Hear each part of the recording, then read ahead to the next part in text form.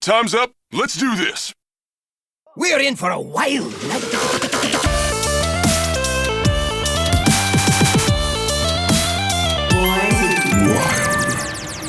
Welcome everyone to episode 269 of Born to be Wild, a wild Hearthstone podcast where we have fun, hang out with friends, talking about the wild formats of Hearthstone and spotlighting members of the wild community.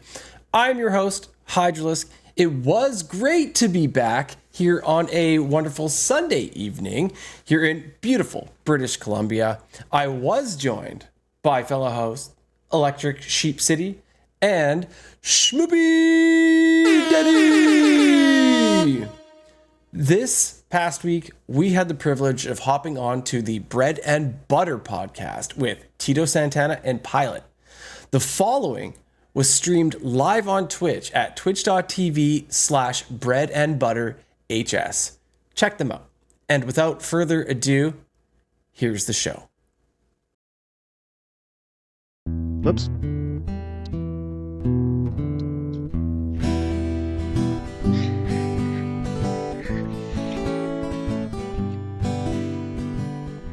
Welcome back to Bread and Butter, where we're serving up the basics for Hearthstone improvement. This is episode 149. I'm Tito Santana, as always, joined by Pilot. Pilot, how are you today?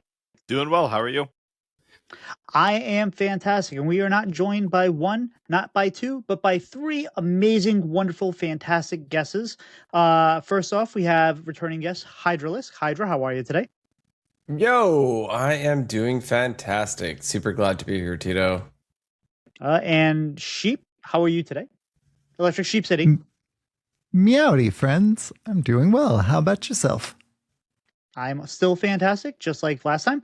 And we have Schmoopiedady. Pew, pew, pew, pew, pew. Pew, pew, pew, pew, pew. How are you, Schmoopy? There we go. I don't know if that's going to come through, but we'll find out. I did my Murgles. Oh, yeah, well. I did my Murgles. I'm all right. This is if you don't know, if you've been living under a rock or something, Hydra, Sheep, and Schmoopiedady make up the Born to be Wild podcast. We are gracious. They were gracious enough to come over as a group today, but we're also going to be putting this on their feed. So if you're over there on Born to be Wild and you're like, why does this sound so different? That's why. Hydra, what have you been doing inside of Hearthstone lately? Well, I have been obsessed with playing the Garona Rogue.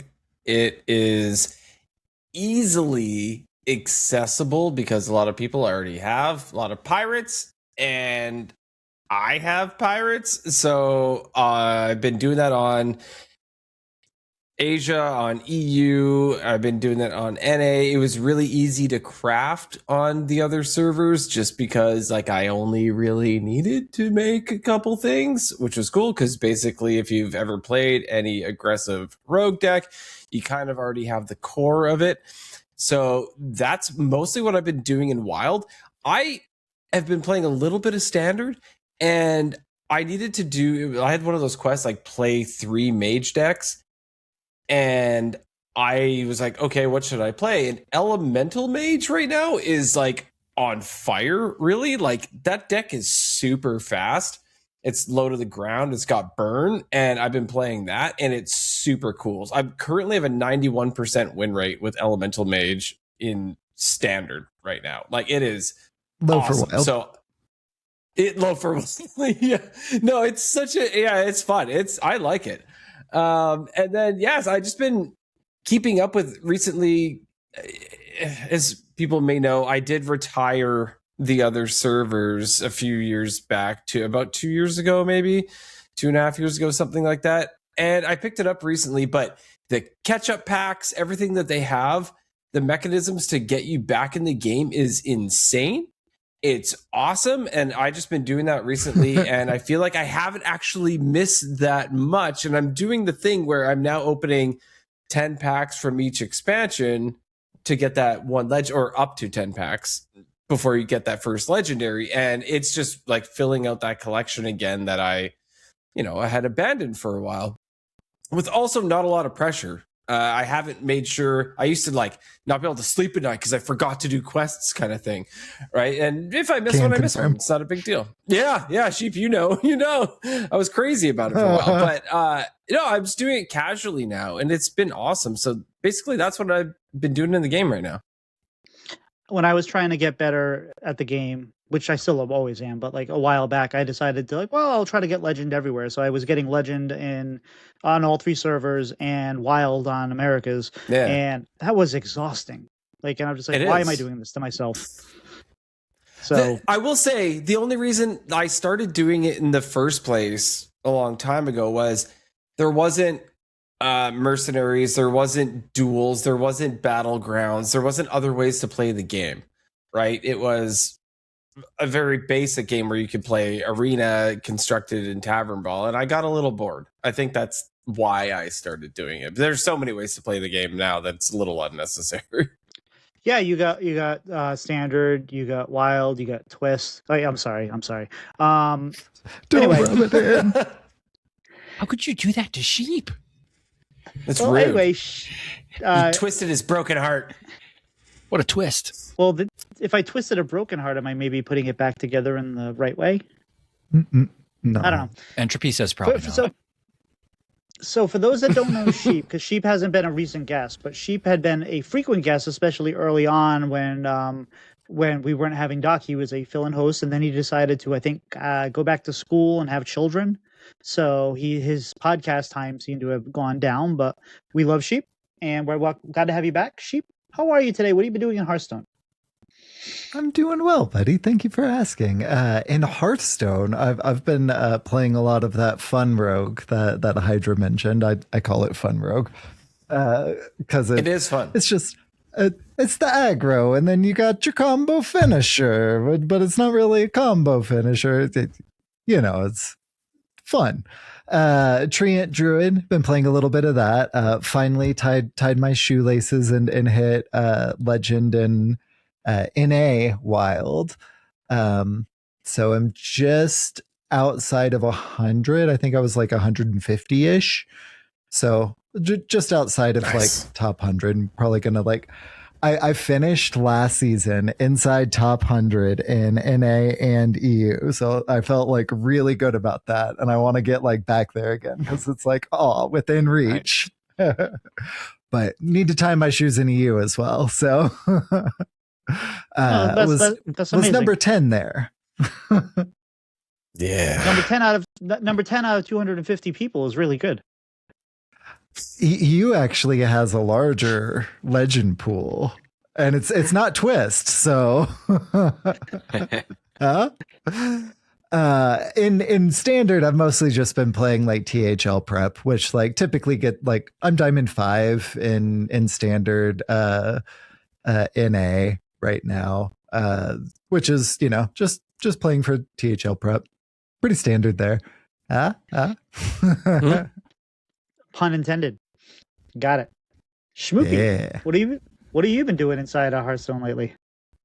Sure. So I think last time since I've been on, I've put out a couple of meta reports every 2 weeks. I try to time it. It's just what was funny about this particular one was, at least the previous one was, we had new cards are coming out. Why bother? Oh, early ballads patch. Why bother?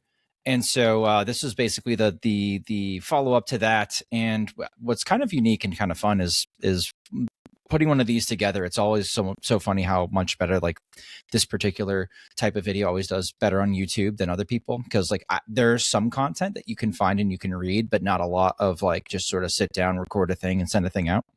So that's a fun video to make too, because we have a lot of emerging decks right now in Wild that might actually be really, really good. So we'll talk about that later, I'm sure. Also made a guide on one of those emerging decks, Treant Druid, which is funny because not only does it have close to tier 1 stats, but it looks mega cheap on paper. I think it's 2100 dust. It's nothing. It's basically a legendary and an epic, and you're there. So the fact that it's so accessible and so cheap, but also kind of an intricate, weird deck to play, that's a unique combination of, oh wow, it's so cheap but also complicated. Last but not least, I've been seeing it. I hope that's not your fault. last but not least, I hit legend on EU with Tree Druid yesterday. And I came in at rank 252, which is cool because if I never touch EU again, I might be able to camp my way to 11x. Hopefully not a high 10x, which is like hell to climb. So we'll see. We'll see. But the trees are good. The trees are good. And it's like, it's constantly playing around like how much do I buff my board? What do I hold for the draw turn? How much do I tempo? It's like it's a lot of micro decisions for an aggro deck, which usually, I'm always informed that aggro decks are for idiots. So like, ouch. But like this one I'm really counting on my fingers and toes. There's no socks when I stream this one. Nice. And I don't think 250. I don't think 250 out of 252 out of 250 is great, but that's okay. I have to see how many people are on EU. Hold on. This Tito guy is pretty funny, hey? It was about 2,500. I just looked at it. 22 or 2,500. Yeah. There you go. So, Pilot, what have you been doing, I would say, I guess, outside of ban lately? Not much. So did not play as much Hearthstone as I planned this week, just because by the time I got home each day, I was exhausted. So I only played ladder a handful of games, just trying to find what my fourth deck for THL was going to be, because that's been the problem our team has been. It's just like, well, we know we're kind of bringing, Shaman, Hunter, one of the Demon Hunters have been kind of our go-tos, and then whatever we throw in sticks for the fourth deck based on what we think we're going to see. So I played some Wilted Priest, which was doing all right. I played some of the Bubble Aura Paladin. And then as I was looking at what I thought my opponent was going to bring, because I had about a day between when we decided, I saw that Fyrak Rogue was like 55% into everything that they had brought last week. I'm like, why not? Who knows? And it worked. I won 3-2 in 6 games because we tied the last game. I was losing. I was going to lose the next turn, and I found a way for both of us to die. So I got a do-over and easily won the rematch. It was nice. It was nice.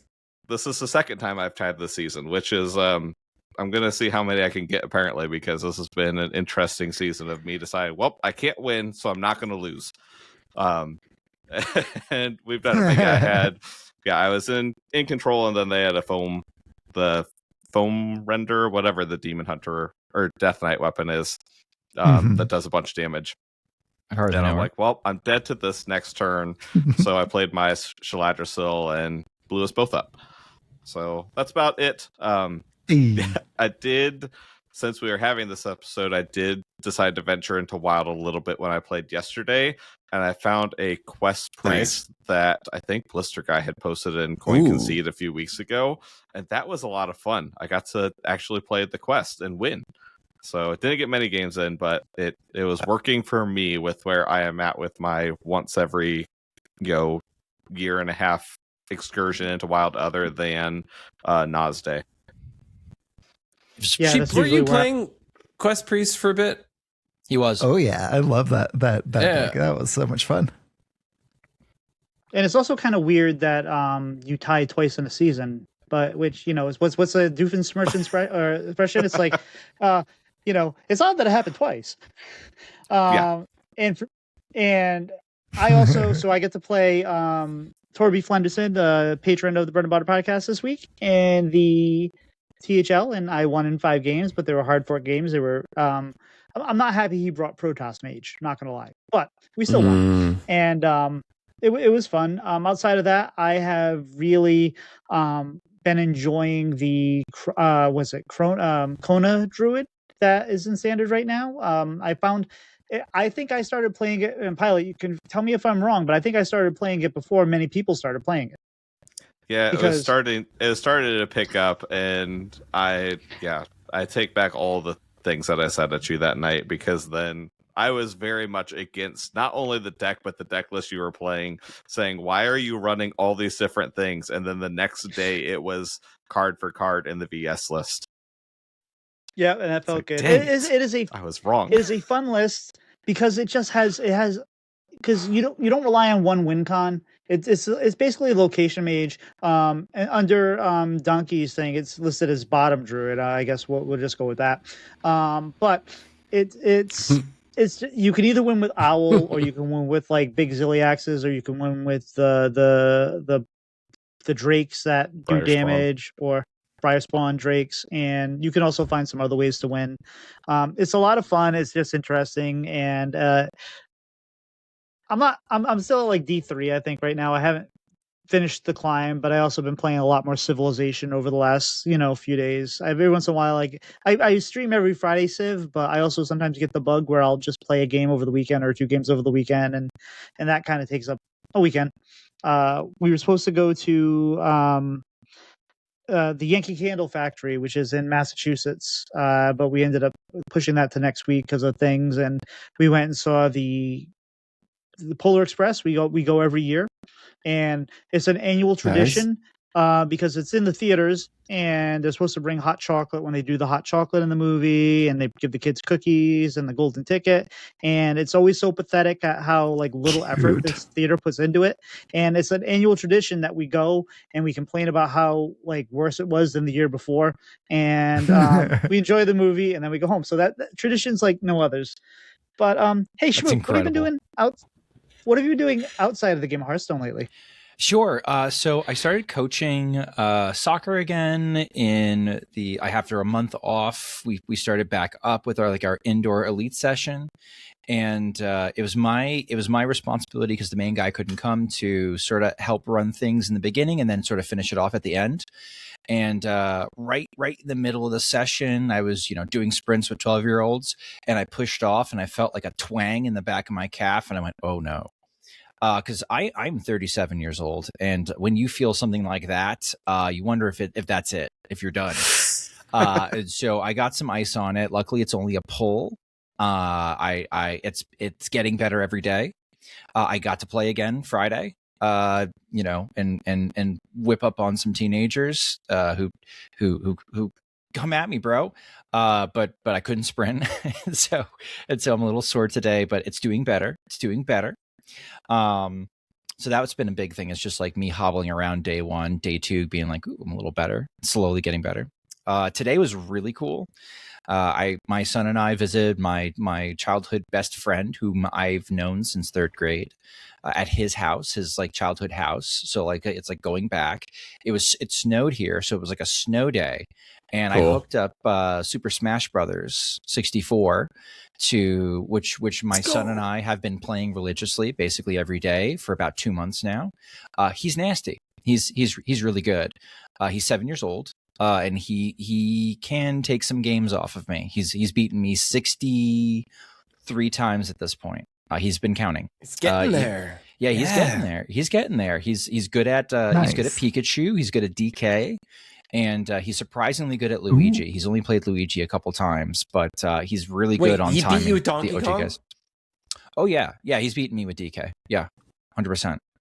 We have monkey offs. Wow. We play DK, and he's DK, and also there's 2 level 9 computers DK. that are DK, and we see who's king of the jungle. It's always me. But I have a unique strategy for dealing with him in monkey mirrors.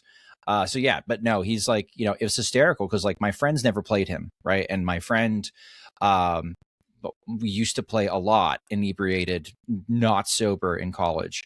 And so like when we got back together and playing, he was way sharper than he was way sharper than me. And so like I'm like, okay, great, sweet. Schmoopy finally gets to play against, my buddy. And so we all got to sit down, and first game he's like, whoa, kid's got game. I'm like, yeah, kid's got game. So that was really cool. How did you count 63 with when you ran out of toes and fingers? That's the funny thing. I don't. It's printed on the cartridge. I don't know how to count there. Thankfully, they just gave it to me. Yeah, as an abstract figure, he understands. As an abstract. There's figure. other numbers. 64 out there. Exists. They're unattainable. They're unattainable. Like I don't. There's not enough digits on my body. How How much is it going to mean to your son when he wins 3 more games? Not at all. Like it won't matter. It won't matter 4 more. much. Actually, you know what? That's It's incorrect. 4. That's incorrect. Today in the car, he's like, Dad. He's like, Dad, it's 6:07. It's 6:07. I'm like, shut up. No food. So like that's That sounds like you. How do you get through the 6-7? Child abuse. I What have you been up to? Oh man.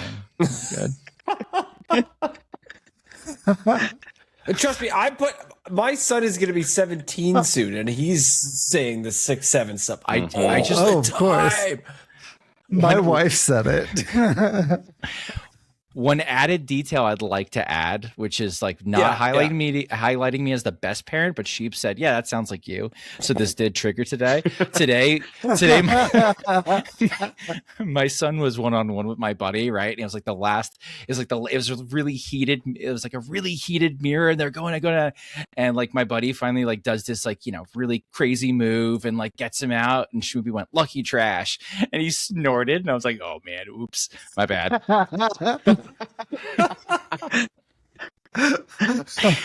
He's absorbing via osmosis. Yeah, for those who don't know, Lucky Trash is like is in the wild community, the small wild community where we're watching KVLT play. Everybody just says Lucky Trash in his chat because he always seems to have like the perfect talk, the perfect like because he plays towards it.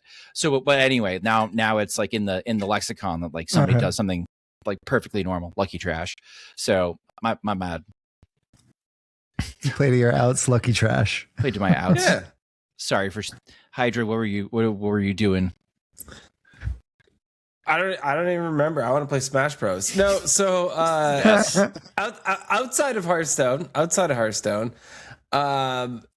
as y'all know, I like to read a lot. But a guy at work, he heard that I liked Stephen King, and he gave me a trilogy of these books they're chonkers. They're like 800 pages each. It's the trilogy is called The Passage by Justin Cronin. I don't know if anyone here has read those. I've never even heard of them. No. But if you like go on the back cover of the book, the review on the back is like the top one is by Stephen King, talking about how amazing this thing is and how like, you read the first 15 pages and you're going to fall in love with it. It's like it sort of sounds like The Stand to me a little bit. It's like a post-apocalyptic world, but that has vampires in it. And I'm like, okay, sure. Post-apocalyptic vampire world that sounds like The Stand, and Stephen King loves it, and there's 3 of them. I will read that. And he lent me the 3 books for free, like just gave them to me. So I'm going to read those. Seems pretty cool. It's going to take me a long time to read them. I don't know why he would give me like 2,400 pages worth of material at the same time. That is going to take a really long time for me to return these books. But yeah, so stoked for that. I have been talking about how I've been trying to finish Mafia 2 for I've been like 2 months, I think, and I finally finished the stupid game. And then I realized that the DLC is like longer than the actual game. And so I've got like 3 DLCs to beat, and it's like another 25 hours. And I'm like, oh my goodness, now I got to beat that. Like, I know Mafia 2's been out since like 2012 or something like that, but I'm trying to make my way through the Mafia games. They're fun. So I thought I was going to be on to Mafia 3. Little mini Hydra? Older than Mini Hydra. No, he was born in 2000. My son was born in 2009. Yeah. All right, so close. All right. Just checking. Yeah, it's been a minute. Yeah. Whoa. And so yeah, I got to do that now. It's funny because I was actually kind of disappointed. I'm like, yes, I'm done the game. Wait, there's another 25 hours. Crap. I don't know why I'm complaining. Like, you paid for this. There was more to do. But then the other thing is, so our local mountain. So I live for the listeners of Bread and Butter that do not listen to Born to Be Wild, I live in the greater Vancouver area in British Columbia, Canada. And my son and I, Mini Hydra, we call him, got seasons passes at our local mountain, and it is set to open this coming Saturday. and we're avid snowboarders. So we are looking to start riding as soon as possible, because my son actually at the end of January has a jaw surgery coming up, and he's not going to be able to snowboard after that because they're worried that it'll break or like it's going to be bad. So like we can only snowboard as much as possible between like now and then, and we're going to go almost like every day kind of thing between now and then, because we paid for seasons passes and you gotta make it worth it, right? And we didn't know when his surgery was going to happen, and it's happening sooner than we thought. So yeah, we're just going to be like snowboarding at all times. So Hydra's going to be sore, and Mini Hydra's going to be stoked because he gets to go snowboarding a lot. And I'm just trying to get my money's worth, so I'm just going to be going like they have like the night skiing thing. So there's like lights on all like the chairlift posts and everything, so you can go at night. So we can go after school, after work. We can go on weekends. So yeah, we'll be doing that as much as possible. But yeah, that's what I've been doing outside the game. Now, the ultimate parenting move there is you can be like, hey, guess what? I'm going to go snowboarding. You ready? Oh, I'm sorry. You can't go. Well, I'll see you in a few hours. Or I could, dude, if I'm just tired, I'll take him and he can go up there and I'll play Hearthstone on my phone, like in the lounge. I don't care. Like if he wants to go and I'm just too tuckered out. No, I meant after when he has a surgery. Then you'd be like, I'll see you. I'm going to go snowboarding. Oh, no. I'll just tell him working overtime, man. I the have mountain a board is meeting. so much further than work from your house. It is so much further. I gotta turn off that like track my phone thing to find my phone.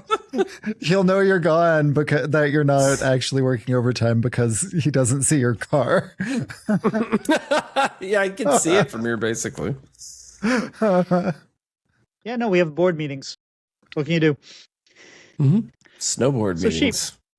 Exactly. Sheep, what have you been up to? Well, for one, this very exciting thing that has not yet been announced, but I'm very excited that for Breaking news for when it is. Unfortunately, cannot not break it here. But very exciting thing very soon. Been doing the dad thing. Famous announcement of an announcement. Been doing the dad thing. Hearthstone style. It's getting so excited. Been doing the work thing, and I have been reading a lot as well, Hydra. I've been reading He Who Fights with Monsters. I'm on to book 7 right now. That's one that Dano turned me on to like ages ago. So I've been reading that. There are 12 books, I think, so far. So getting close. Yeah. Weren't you and on the book lambs 4 like a month ago or like 3 weeks ago? You were on like book 4. Yeah, probably. That sounds about right. And the lamb's birthday is literally 1 week from today. So that's what we call my son, who is turning 3 years old in a week. So excitement abounds there. That's kind of what I've been doing outside of that. There, Stone of Hearths. How about yourself, How about Mr. you? Pilot? Yeah, got first concert of the season done last week. We had our high school concert that went very, very, very well. So we had this time last year as a very rough concert. So it was kind of nice to learn from my mistakes, as it was my first year in that position last year, going from the elementary up to the high school. So I learned a lot from my mistakes and set them up much, much better. But had a really, really solid concert. And now going on to the chaos that is this week, where we have something every single night. And then hibernating on Saturday. But outside of when I've been doing the band thing and working, been playing a lot of Expedition 33 still. That game is so good. It's so good. It's, by the way, I looked it up because I listened to the last episode and it looks amazing. It is so good. I want to try it.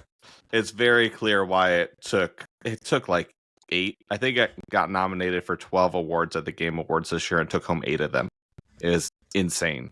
On Steam, it has like 100,000 overwhelmingly positive reviews or something. Like it's ridiculous. It's like sickeningly good, especially for like all the developers had experience at bigger companies, I think, before, but they came together as an indie company. This is the first game that studio has put out together, and it's so good. It is very much worth it. Whatever it costs. I'm playing on a Game Pass, so I don't know. I know that it's not normal AAA price. It's a little bit cheaper, but it's worth every penny by and far. I think I'm almost at the end of Act 2, just because I kind of looked up like how it split up. I'm trying to avoid looking up too much just because I'm just trying to play through. I've looked up a little bit with builds just because I'm like, I have no idea what to do with this character and if I don't know what to do with them. I'm like, give me an idea to get me started so I actually use them. But I think I'm about at the end of Act 2. The story is incredible.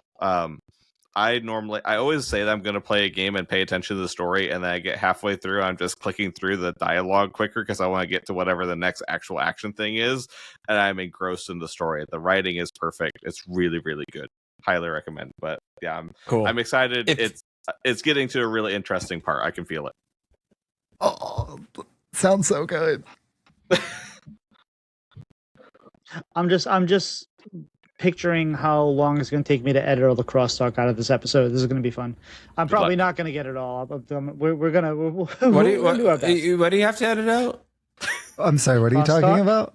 What is this crosstalk you're talking about? Where do you? We would do no such thing. What did you say? What are you taking? I'm sorry. Hydra, Tito was... What are you talking about? I couldn't hear you. I thought Tito said something about crosstalk. Yeah. Hopscotch. Yeah, okay. Hopscotch is so much fun. So I I listen to books. I listen to audiobooks as I drive back and forth to work, and I use my Audible credit because I get one Audible credit a month, as you do, and I use it on Fourth Wing because that was the book that we read for our book club, and I recommend not listening to that with children in the room.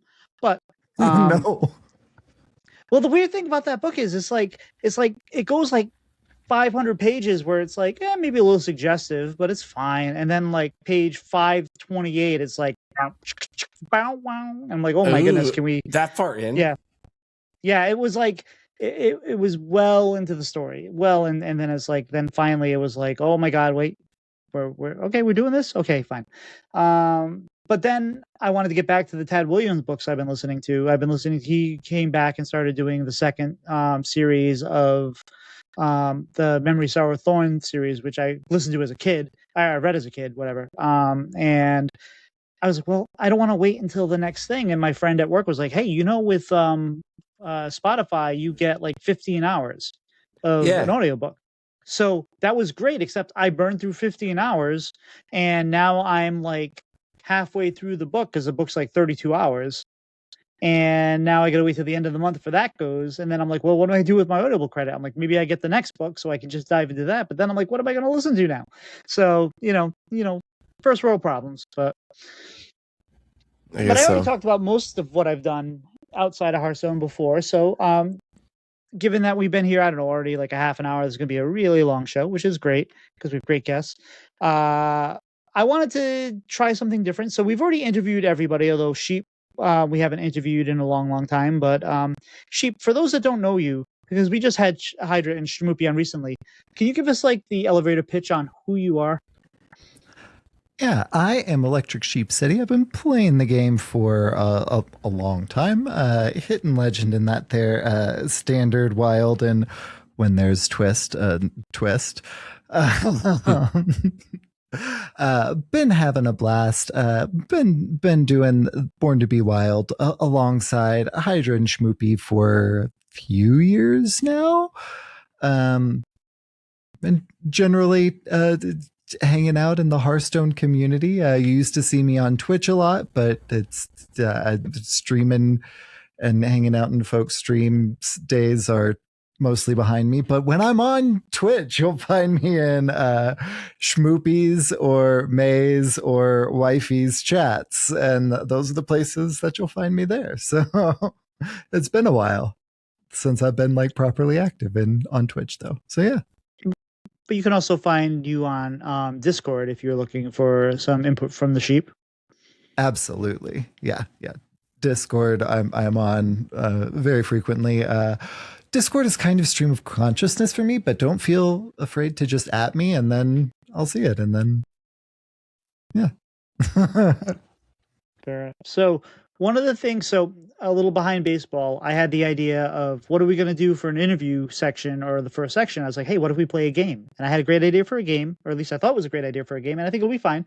But then I'm like, before the show, I'm getting the answers from everybody for like their portion of it. I'm like, I'm going to put this all together. We're going to do the show, and then the power goes out. So Oh no. so we'll do our best. But anyway, so I asked the Born to Be Wild crew a series of questions, and we could see what their answers were. And we're not trying to stir the pot or anything, but it's kind of like a Newlywed type game where it's like, well, is everyone kind of in simpatico? Do we kind of like feel the same thing about things, or maybe we have different answers, and maybe we're going to learn something. It's a journey. We're going to learn something about each other here, I think. So, Perfect. So the first question I asked was, which Born to Be Wild host is the best Hearthstone player? Now, Hydra, who do you think the best Hearthstone player is here? I picked Schmoopiedady because I believe that Schmoopiedady in the last 5 years has probably put in more reps than Sheep or I have put in the last 10 years in the game. I think he's like honestly like pedal to the metal like more than I could imagine. Like he plays this game like a lot. He's got his finger on the pulse when it comes to the wild meta right now, and he's doing an excellent job. He's got his own stream going, and I think he's killing it. So my answer is Schmoopiedady. I think he's really doing a great job in this wild community, and I think he right now I would say it's him. Yeah. Schmoopy. He makes a lot of good points. Who did you think was the best player on the Born to Be Wild podcast? I said Sheep probably because right now he has a higher rank than me on NA. And I think combined, if like we went across servers, he'd have a higher rank in general. I think he's just been putting in like higher MMR reps than me. So of the three of us who I actually like, this was a tough one because I know I've played against Hydra in both the Born to Be Wild listeners series and I think on ladder once or twice maybe. But like he's not a slouch. And Sheep is just sharp right now. So I'm going to say Sheep is sharper than I am. So I picked Sheep. Now, Sheep, why don't you help us break the tie here? Who did you pick for this? Now, I honestly had to say Hydra. So I think that Hydra is just like I think that Hydra just like this is so strolls gross. in and just We're like all complimenting each other. Kumbaya. What is this crap? Just like coasts on being like so much better than everyone and not really having to like necessarily learn a deck because he's just that good. Thank you, Sheep. And then whenever he like learns a deck, it's like, oh, and it turns up to like the nth degree. Like it's that incredible to watch that progress because like he can just like pick up a deck and just like with basic fundamentals, like just own people just outright, like incredibly. And I think that just speaks to Hydra. I think if Hydra put in the games that Schmoopy does or that I do, then I think that he would be like super high MMR, like absurdly high up there. It's just that he takes it casually and just like wrecks shop and all the time. So I think it's easily Hydra. Thanks, okay, buddy. so we were not able to come to a consensus there. We had everyone got a vote. That's okay. That's interesting. Very Three-way tie. Yeah. Okay, so I'm sure that won't happen a lot here. Now, you guys, while a very informative wild podcast, in fact, I would say you guys are the premier wild podcast out there in the world, if not the only. but you're also kind of a comedic podcast. I think there's a lot of fun to be had. You guys are funny. So my next question was, who do you think the funniest Born to Be Wild host is? So Schmoopiedady, who do you think the funniest host is? I think the shenanigans always start with Sheep. Like, I think we have to Oh, we're typically nice. playing off of Sheep's goofiness. Like, I have to be careful how I respond to whether or not I have in fact started the recording on Audacity, for fear of hi, I'm recording. My name is Sheep. So like I basically like need to start and end with the dad jokes there. So I picked Sheep. Fantastic, and a very, very good choice. Sheep is very funny. But Hydra, who did you think was the funniest? Mindless self-indulgence. I picked myself. I totally like pick myself as the funniest one on the podcast because I feel like Schmoopiedady brings a lot of like meta talk and like that sort of thing. And sometimes I feel like if I don't know what's happening currently in the meta, like what is like, I just will default to comic relief, right? Like I'll just make a joke like this and that. And I'll be like, yeah, that was a good contribution. Like Schmoopiedady said something smart, but I said something funny, right? So like, I totally picked myself. Nice. No shame. It's so no shame. based. Totally picked So myself. Good. I mean, if you don't think you're funny, what are you doing? I mean, Right? Dude, I love Yeah, the yeah. attitude of F you if you don't think I'm funny. I think I'm funny. That's what matters. I Yes. love that. Full that's send how I that. get through as a teacher. I've frequently said, and Hydra's heard me say this. "Oh, that joke's for me. Like, it's nice if you think it's funny. Like, no, that joke's for me. It's Fair. amazing. Well, Sheep, why don't you help us break this tie again, or at least attempt to? I hope he Schmoopy picked himself. Said you, Hydra said Hydra. So who do you think is the funniest host?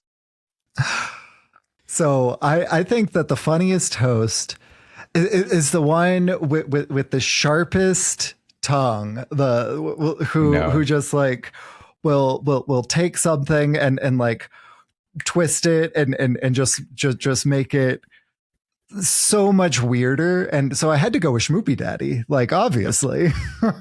Weirder. Don't even know her. I hardly know Well, her. do we have a Like, three-way- okay.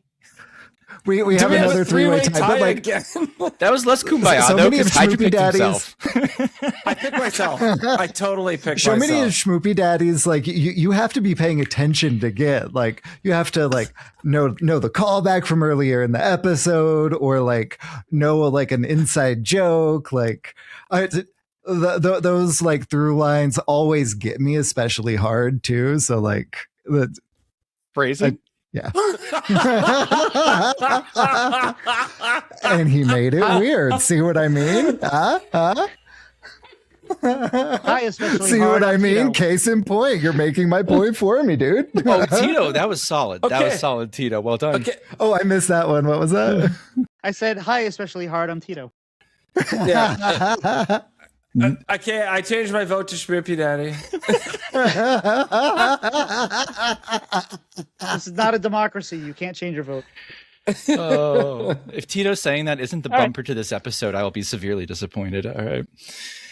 All right. Oh Well, my gosh. So That was- we started late. We started late because of me, but because of Mother Nature tonight. But I was also curious because having run a podcast for a long time, things don't always go according to plan. So my next question, and with Sheep, we'll start with you. Who do you think is most likely to cause the show to start late? Oh, 100% me. Like, oh yeah. But both of your faces are like, what? And I'm like, are you kidding me? Yeah, of course. Well, I know Hydra. What do you think? Are you always starting late because of Sheep, or? I picked me.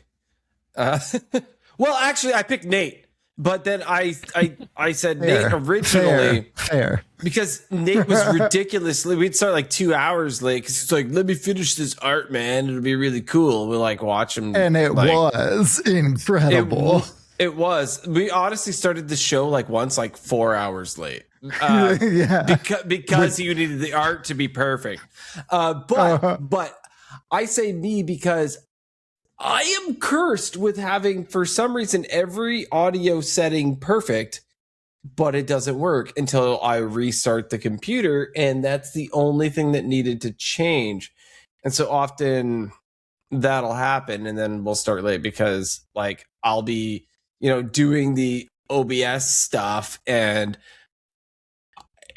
we can't start unless, like, when it's my turn, because Sheep and I, we share the privilege or the burden, however you want to call it, of actually broadcasting and editing the show and all that sort of stuff. And just for some reason, I've learned now, if I don't do a restart 2 minutes before the show, it just nothing, all the cords are connected, but it's not working. So a quick restart will do it. I know now, but I've made us start late because of that 24 times. Probably, at least. All right, well, she picked himself, Hydra picked himself, so Schmoopy, you clearly picked yourself, right?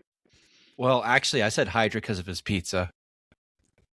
Oh, the pizza! Yes, and the pizza! Throwing the pizza under the bus. Though, to be fair, I actually that's true. Have just asked the cast on Fridays to start half an hour later. I thought of this just because I started doing this pickup soccer over the winter. So like, I absolutely have grounds to pick myself. That's in the future. I'm also notoriously like, this was past tense. I am both incredibly prepared and also unprepared. Like I am ready to bring a ton of stuff to the podcast table, and then I have filled out absolutely nothing because of ADHD and just general it's all in here divergence for Schmoopiedady. It's just not on paper. So like the executive dysfunction, we get it. Yeah, the number of times that like I've showed up and been like, oh wait, I still got to do this. Oh wait, I still got to do this. It could be me, but it's Hydra because of his damn pizza. And to be fair, that's true. True. You're not if you've changed when the time is scheduled because of things, that's not making the show late. It's changing the schedule. It's when you say you're going to start at 9:30 and you don't start till 10. That's when you're late.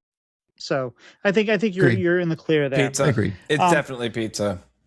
All right. Well, Schmoopy, since we're talking to you already, which Born to Be Wild host is most likely to get really tilted in a game of Hearthstone?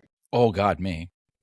Not necessarily because I get not necessarily because I get mad at playing a good deck and my opponent makes a good play, or it's an unfavorable, or oh man, I lose. It's because I'm playing Open the Way Gates Quest Mage, and it's been sent to me by somebody who has never played a good version of the deck before. So when they break it and add dumb stuff, they have no idea what damage they have wrought. And so, I'm sitting there and I'm pissed at the Lore Walker show. I'm pissed at the infinite arcane spells that get pulled by stargazing. I'm pissed that there's no Conjurer's Calling or Altar Time in order for me to somehow find lethal or pull it out of my butt from someplace. And so I'm just ripping this deck and then quitting it on turn 3 because who the hell cares about your viewer points anyway? No, it's me. No, it's me. It's me. I actually generated I generated 2 Lore Walker shows today in a game when I was playing Quest Hunter versus no minion Demon Hunter. So I was like, oh, I have to take this. So I played 2 Lore Walker shows, and then they played things like what's the one that Paraglide, where you draw 3 cards unless it's Outcast, and then that was fun. We lost that game, but we still had a lot of fun frustrating our opponent. Wonder why. So I think I won that game. You lost because you had fun. Yes. But Sheep, so who do you think gets tilted the most? Or the easily Schmoopy. Have you watched his stream? How is this even a question? That like, is there any split in the consensus whatsoever? I highly doubt it. We'll see. Dude, it's Schmoopiedady 100%. Like, there's no question about it. Tilt McGee over here. The reason I say it is, like, what do you expect when you're kind of... So, Schmoopiedady does a thing, if you haven't watched his stream, something that Keith Numbers kind of used to do, is like play the viewer decks, right? And some people pick decks like that are just really bad, and these people there could be two reasons they pick you to play their deck. One is they think it's good, and two, they're absolutely trolling the crap out of you, right? And so on our podcast, I don't know if you've noticed, when there's a really bad deck, I tell the audience that they need to make Schmoopiedady play it. And stop, like, please. If you have a bad deck, so wait, I know we're gonna do we're gonna do plugs at the end of the show, please, but what's your Twitch, Schmoopiedady? No, it's okay. basically Schmoopiedady, he takes on the burden of playing these viewer decks, and how couldn't you get tilted, especially when he does this after his monthly climb, which he usually does in the first couple days, maybe the first day, maybe the first 3 days, whatever, and then he starts doing these viewer decks. And imagine you're a legend and you're supposed to look like you know what you're doing, and you're playing garbage. I'd get tilted too. I played Linecracker Druid yesterday. I treat my MMR worse than my liver. Wow. So 3 points, all Schmoopiedady. Tilt McGee. Yeah, no. There we go. And so not the final question of the thing, but the final question of this particular round. As podcast hosts we're all podcast hosts. We do podcasts. We talk about Hearthstone. So when new cards come out, we have to kind of give our opinions on them, even though we have no idea what we're talking about. So my question was, who do we think is the best at predicting whether a new card or a package will be good, or who is the worst, or both, basically? So, Hydra, who do you think is the best, and who do you think is the worst at predicting how well a card or a set of packages and a new set is going to be? So I picked ElectricSheepCity as knowing the best out of the three of us at how a card is going to do. I think he's pretty level-headed. He's got a really good idea of what cards are out there. And I think he's realistic is the big thing of how it's going to impact the meta. So kudos, Sheep. I think you do a good job at that. Shucks, thank you. I don't know, on the other side, Schmoopiedady, I picked you as the worst. I know you look shocked. You look shocked. But I think it's because Schmoopiedady will look at something that, like, so Schmoopiedadi's so involved in the community where he'll see these memes, he'll see these stuff, and it's like, oh my God, this is gonna break the whole game. And I think that maybe he'll be a little influenced by some crazy stuff or some copium or whatever's going on. So he might have a radical view, which could happen. It could happen. Let's say, like, you got your hand up? I want to go after this. Okay, well, Schmoopy. Hold on. I got an example. I was just going to say, I think that Sheep has this realistic thing, and he's maybe Sheep's mind is not as like in the is like there's some discords out there that they can be a little volatile and stuff like that. And I think Schmoopiedadi's like in there so hard, and there's so many gears turning that maybe he gets it wrong because of so many people chirping at him. Right? That's all. Not that Schmoopiedady. I picked you as best player. Okay, so don't get too offended. Well, speaking of gears turning, Schmoopiedady, what were your thoughts on who is the best at predicting cards and Don't change and your the worst. answer if it was already me. Oh no, I got my I have it answers. Don't worry written about it. I think I am the best at predicting which cards or packages will be good because I also thought I pay was the funny one. attention So, you know.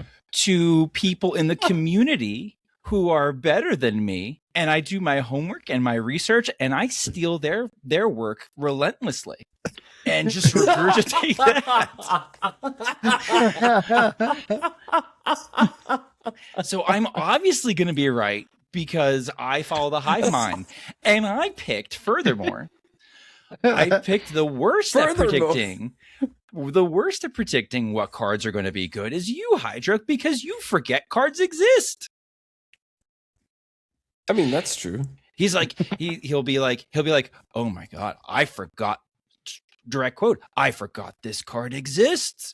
I haven't seen it since 2045. Like, I don't know. That's actually in the future. I'm looking for it in the past. Hey, I've seen it I'm since the only person that gave Scabs a 5-star rating.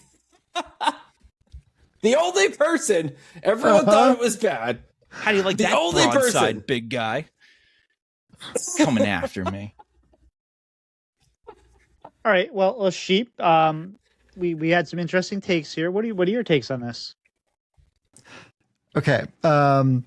So first, the worst is clearly Schmoopiedady. Like clearly. Too brute?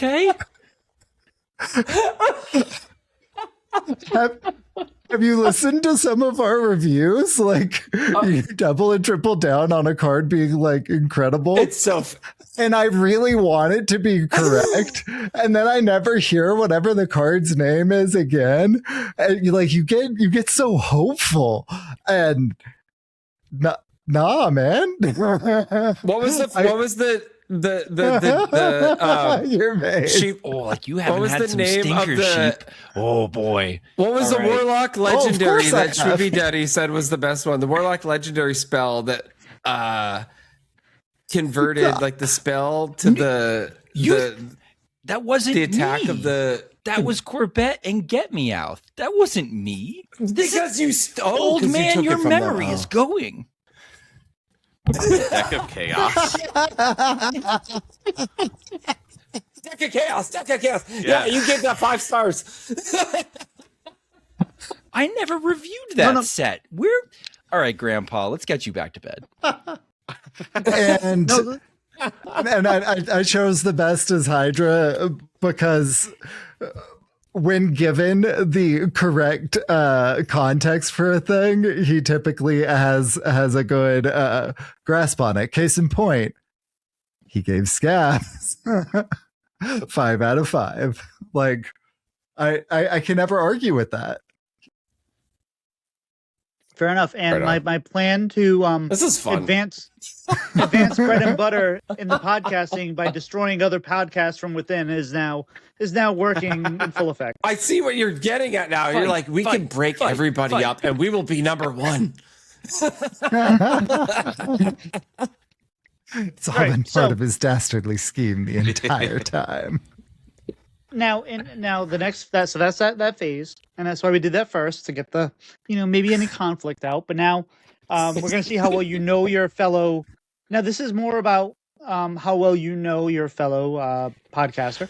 So we're gonna start with we asked several questions, and they were: what was your favorite class, your least favorite class, your favorite deck of all time, card that you always try to make work even though it's not good, card that you would walk the mortar and throw it into the Mountain Doom, and then deck that you would erase from the history of Hearthstone entirely. We'll start Oops. with. It's fine. So we'll start with Sheep, but Sheep you'll go last. You'll reveal your answers. So Hydra, Oh. what do you think Sheep's favorite classes? Oh, it's Druid. Okay, and what do you think his least favorite classes? I'm gonna say Mage. I'm gonna go Druid for favorite, Mage for least favorite. How about yourself, Schmoopy? Oh, for sheep? Yep. Oh, Favorite and least favorite. Oh, favorite, definitely Druid. Least favorite, I'm gonna guess. I'm trying to think which class has the fewest swarmy aggro decks, but he also does play hostage and imbue mage. So I'm gonna go warrior. Ooh. All right, so Not sheep. bad. How close are they? So favorite class, Druid. I mean, they got it easily. Embiggen. Least favorite class was Warrior. Surprisingly. Oh, nice. Schmoopiedady. Yeah. It makes sense. All right. It makes sense after Schmoopiedady said it out loud. Yeah, made sense. Mm-hmm. And that was exactly the rationale that got me there too. All right, so sheep. While you're here, why? What is Hydra's favorite and least favorite classes of all time? Hydra's favorite class is Rogue, and Hydra's least favorite class is Druid. Schmoopy. Rogue Druid, it's not close. Yeah.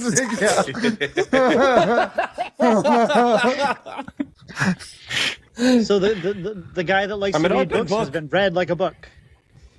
Yes. Yeah. Well, since you're an open book, what do you think Schmoopiedadi's favorite and least favorite classes? Oh my gosh.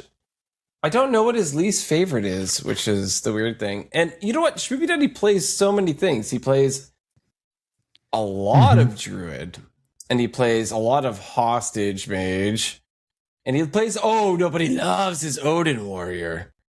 He goes for Odin Warrior all the time. I'm going to go Warrior. I get to pick Warrior for favorite, even because he leans on that. He has so many times to just annihilate aggro in that like final push.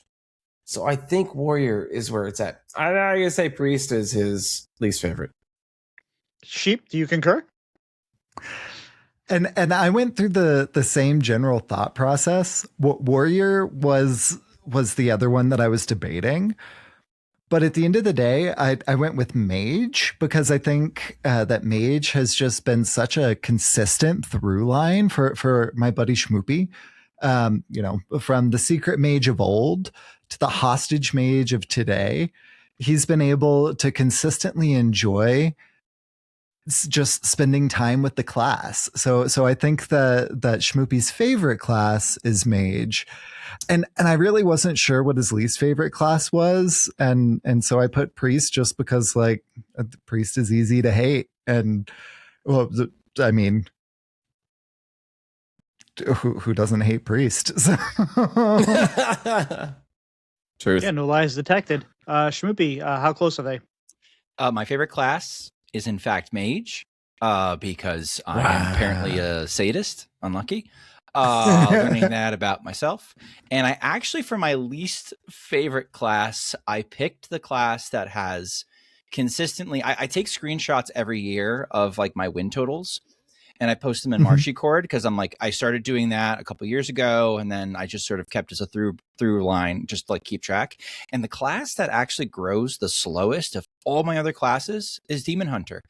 I love some decks in Demon Hunter, but I gotta say, like, my Death Knight is almost even with Demon Hunter, which is like spooky because I love Death Knight, and Death Knight was on the short list for a favorite. I'm gonna go Mage and Demon Hunter. Do you think I'm spooky? Fair. Yes. Yeah. In the best possible way. Very spooky. Yes. All right. So, Schmoopy, let's. So the next question is card they always try to make work, even though no, it's not good. So we're talking like Black Rock and Roll, Rye Cleaver, that kind of thing. So for Hydra and Sheep, what are your answers? For least like the card they're always trying to make work, Sheep is They're always trying to make work. Yeah, for Sheep it'd be Embiggen. For Hydra, I'd say Swordfish. Swordfish. Oh man. Yeah, Swordfish for Okay. Hydra, Embiggen for Sheep. Sheep. How about yourself for Hydra and Schmoopiedady? So for Schmoopiedady, let's see. I put probably Ignite. I think is the one that I've seen him try and manipulate I'm not going to say successfully, but I think he's telling me that I'm wrong, and that's okay. But I've seen it happen a fair few times. And so for Hydra, I really wasn't sure. So I went with Patches.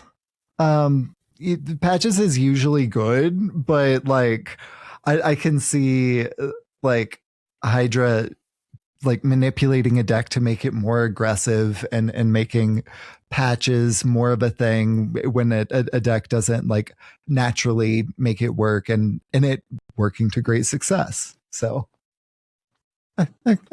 those are my answers for them. All right. And Hydra, what are your answers for Sheep and Schmoopiedady? Well, Sheep, I think Schmoopiedady hit the nail on the head, but I think it's very obvious that Sheep loves Embiggen. And it's never quite there, right? It's good. And I know that Sheep, you try it like all the time. And sometimes, it works. But like maybe it's like the pocket meta you're in and whatnot. Maybe it's the card. maybe it's... It could be, but I know that, or the build around, whatever it is, but it's definitely that. It has to be big, and he's absolutely obsessed with it. He's loved it like forever, so that has to be it. I will admit I didn't understand this question at the beginning that I had to answer for everybody. So I don't know what Schmoopiedaddy's been in love with that doesn't quite work. I never really thought about that. So I have no idea what would Schmoopiedady think could be better. I know Schmoopiedady wishes Reno Lone Ranger was better than it is. No, what? You're so troll. Joke. You're so troll. It's incredible how troll you are. I did not expect this. That was a question I should have asked, was which host is the biggest troll? But we didn't ask that one. I thought it was I me, mean, but it's tonight's me, probably but- Hydra. Honestly, it's probably Hydra at this point. All right, so Schmoopy, how close did they come? My favorite card that I keep trying to make work that I know doesn't work is OG Cthulhu. Yeah. That'll do it. Sheep, your yeah. Ignite was a great guess. That was a who of respect, not of derision. Because Okay, like cool. Ignite Mage was like after Sork became Fork and she got nerfed. Ignite Mage was like that, like, how like, you have a few too many and like you have an ex-girlfriend and you want to just like call and like catch up.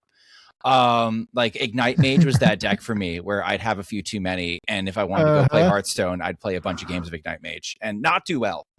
And it never, just like that phone call, it never ends well. Like no matter how it turns out, it's just never a good idea. That was me on Ignite Mage with Fork. So that was a good call. And what is the card that you hate the most, or you would throw into Mount Doom if you could? We You didn't would talk walk about that yet. across the Middle Earth. We didn't do it. Oh, we didn't didn't talk talk yet. about Yes, that? not Okay. yet. No. I apologize. Okay, sorry. So, that's right, because I asked. Never mind. Sorry. Been a long show already. Sheep. How close did they come? Oh yeah, it was Embiggen. They nailed it. They know me. Yeah, 100%. All right. Easy. Yep. And Hydra, how close did they come for you? Okay, so I didn't fully understand this question, that I thought that it is the card that I personally have been trying to make work. I do think Swordfish, Schmoopiedady, that's a good answer, but I think it has worked. I think that card has had its day and it's done really well. But as I picked, like, honestly, a bad card that they tried to make work, and I picked the card Purify as one of the worst cards ever created. As a card that was, what is that? It's Karazhan, I think. Like it was really, really bad. And then they tried to make the whole Silence Priest thing to like, hey, it's not so bad, right? You like, it's not a big deal.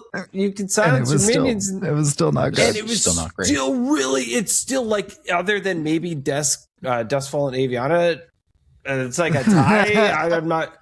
I'm not sure, but I picked it as just the worst card ever invented that they tried to make work. Is not my favorite card that I wanted personally to work, just the one that they tried to make work that was awful, and that was Purify. Basically that's awful. fair. Well, I remember I used to like. I mean, they had a Purified Priest that was a thing, but it wasn't. I mean, back in then it was fun. But the problem with Purify wasn't that it was a bad card. It was a time when Priest was really struggling, and it was one of the 3 cards they got in the mini set, and it was like the first one revealed, and everyone was up in arms about Adventure, it. It was like, yeah. It was just like, this is the card we're getting, really? Like this is the cure for Priest? I don't think so. So It's still right, bad though. So, that's fair. That's fair. And if you had a question, you could have just asked me. There, Hydra. I would have given you a little bit more explanation on it. We could have had a do you think it's good? Just be glad he remembered. Do you like it? No. I meant about the question. You were like, I didn't quite understand the question. See, I think what happened was he thought he understood the question, but then when we were answering, he realized that he misunderstood the question. Yeah. All right. So Sheep, what is the card that these two would just really want to get rid of? They want to walk across Middle Earth and drop it in the fires of Mount Doom because they never want to see this card again. So I may be projecting, but Ice Block for both of them. All right, Hydra, what do you think for Sheep and Schmoopy? I think no actual trolling on this one. I'm just gonna throw out Reno Lone Ranger to definitely to Schmoopiedady. I think he hates Reno Lone Ranger because it's.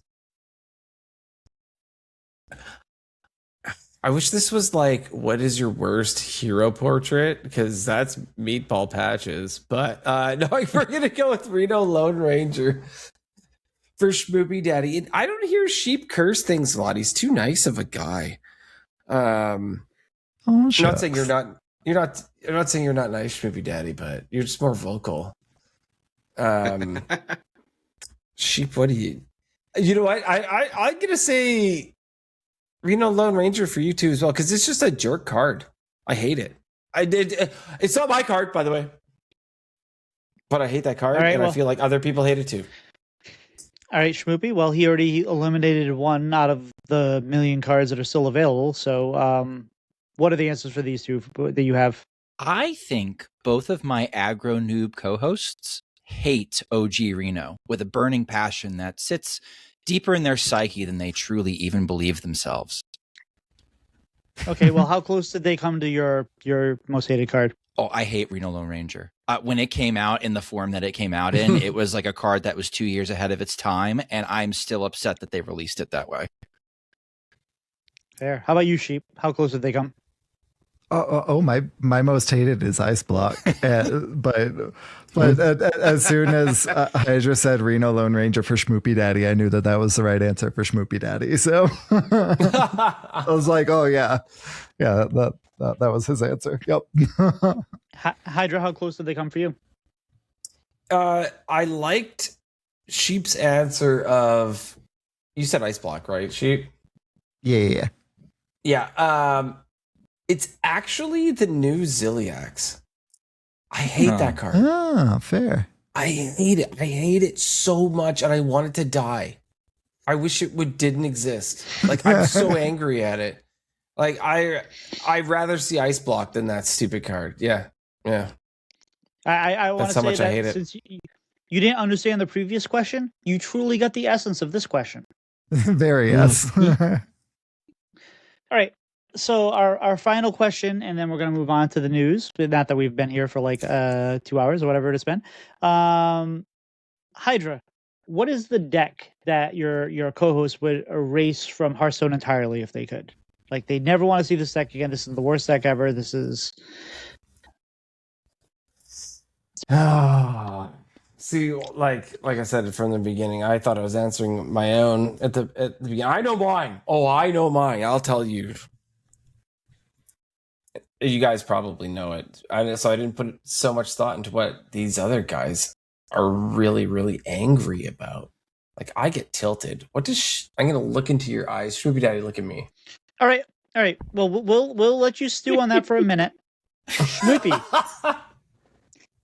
why don't you give us their answers for Hydra and Sheep? I think their Hydra decks? hates Hostage Mage. I'm just gonna go out on a limb. I think he hates Hostage Mage, and I think Sheep also hates Hostage Mage. Sheep, what are your answers?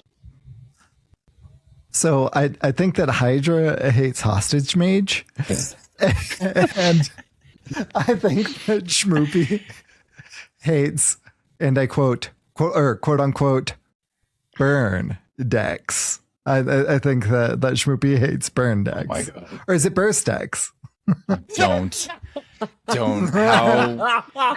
Oh my. Funnel cake? Get your funnel cakes here. Hydra, do you have an answer? Surely you could just kind of cheese it and say Hostage Mage for both of them. Well, no, because Schmoopiedady loves Hostage Mage. He's a Hostage Mage enjoyer. He's an abuser with I Hostage understand Mage. it's messed up though. Like if they got rid of it, I don't understand. Within their rights, just like Ignite Mage. So, that's why I didn't pick it for you. But I could side with that for Sheep for Hostage Mage.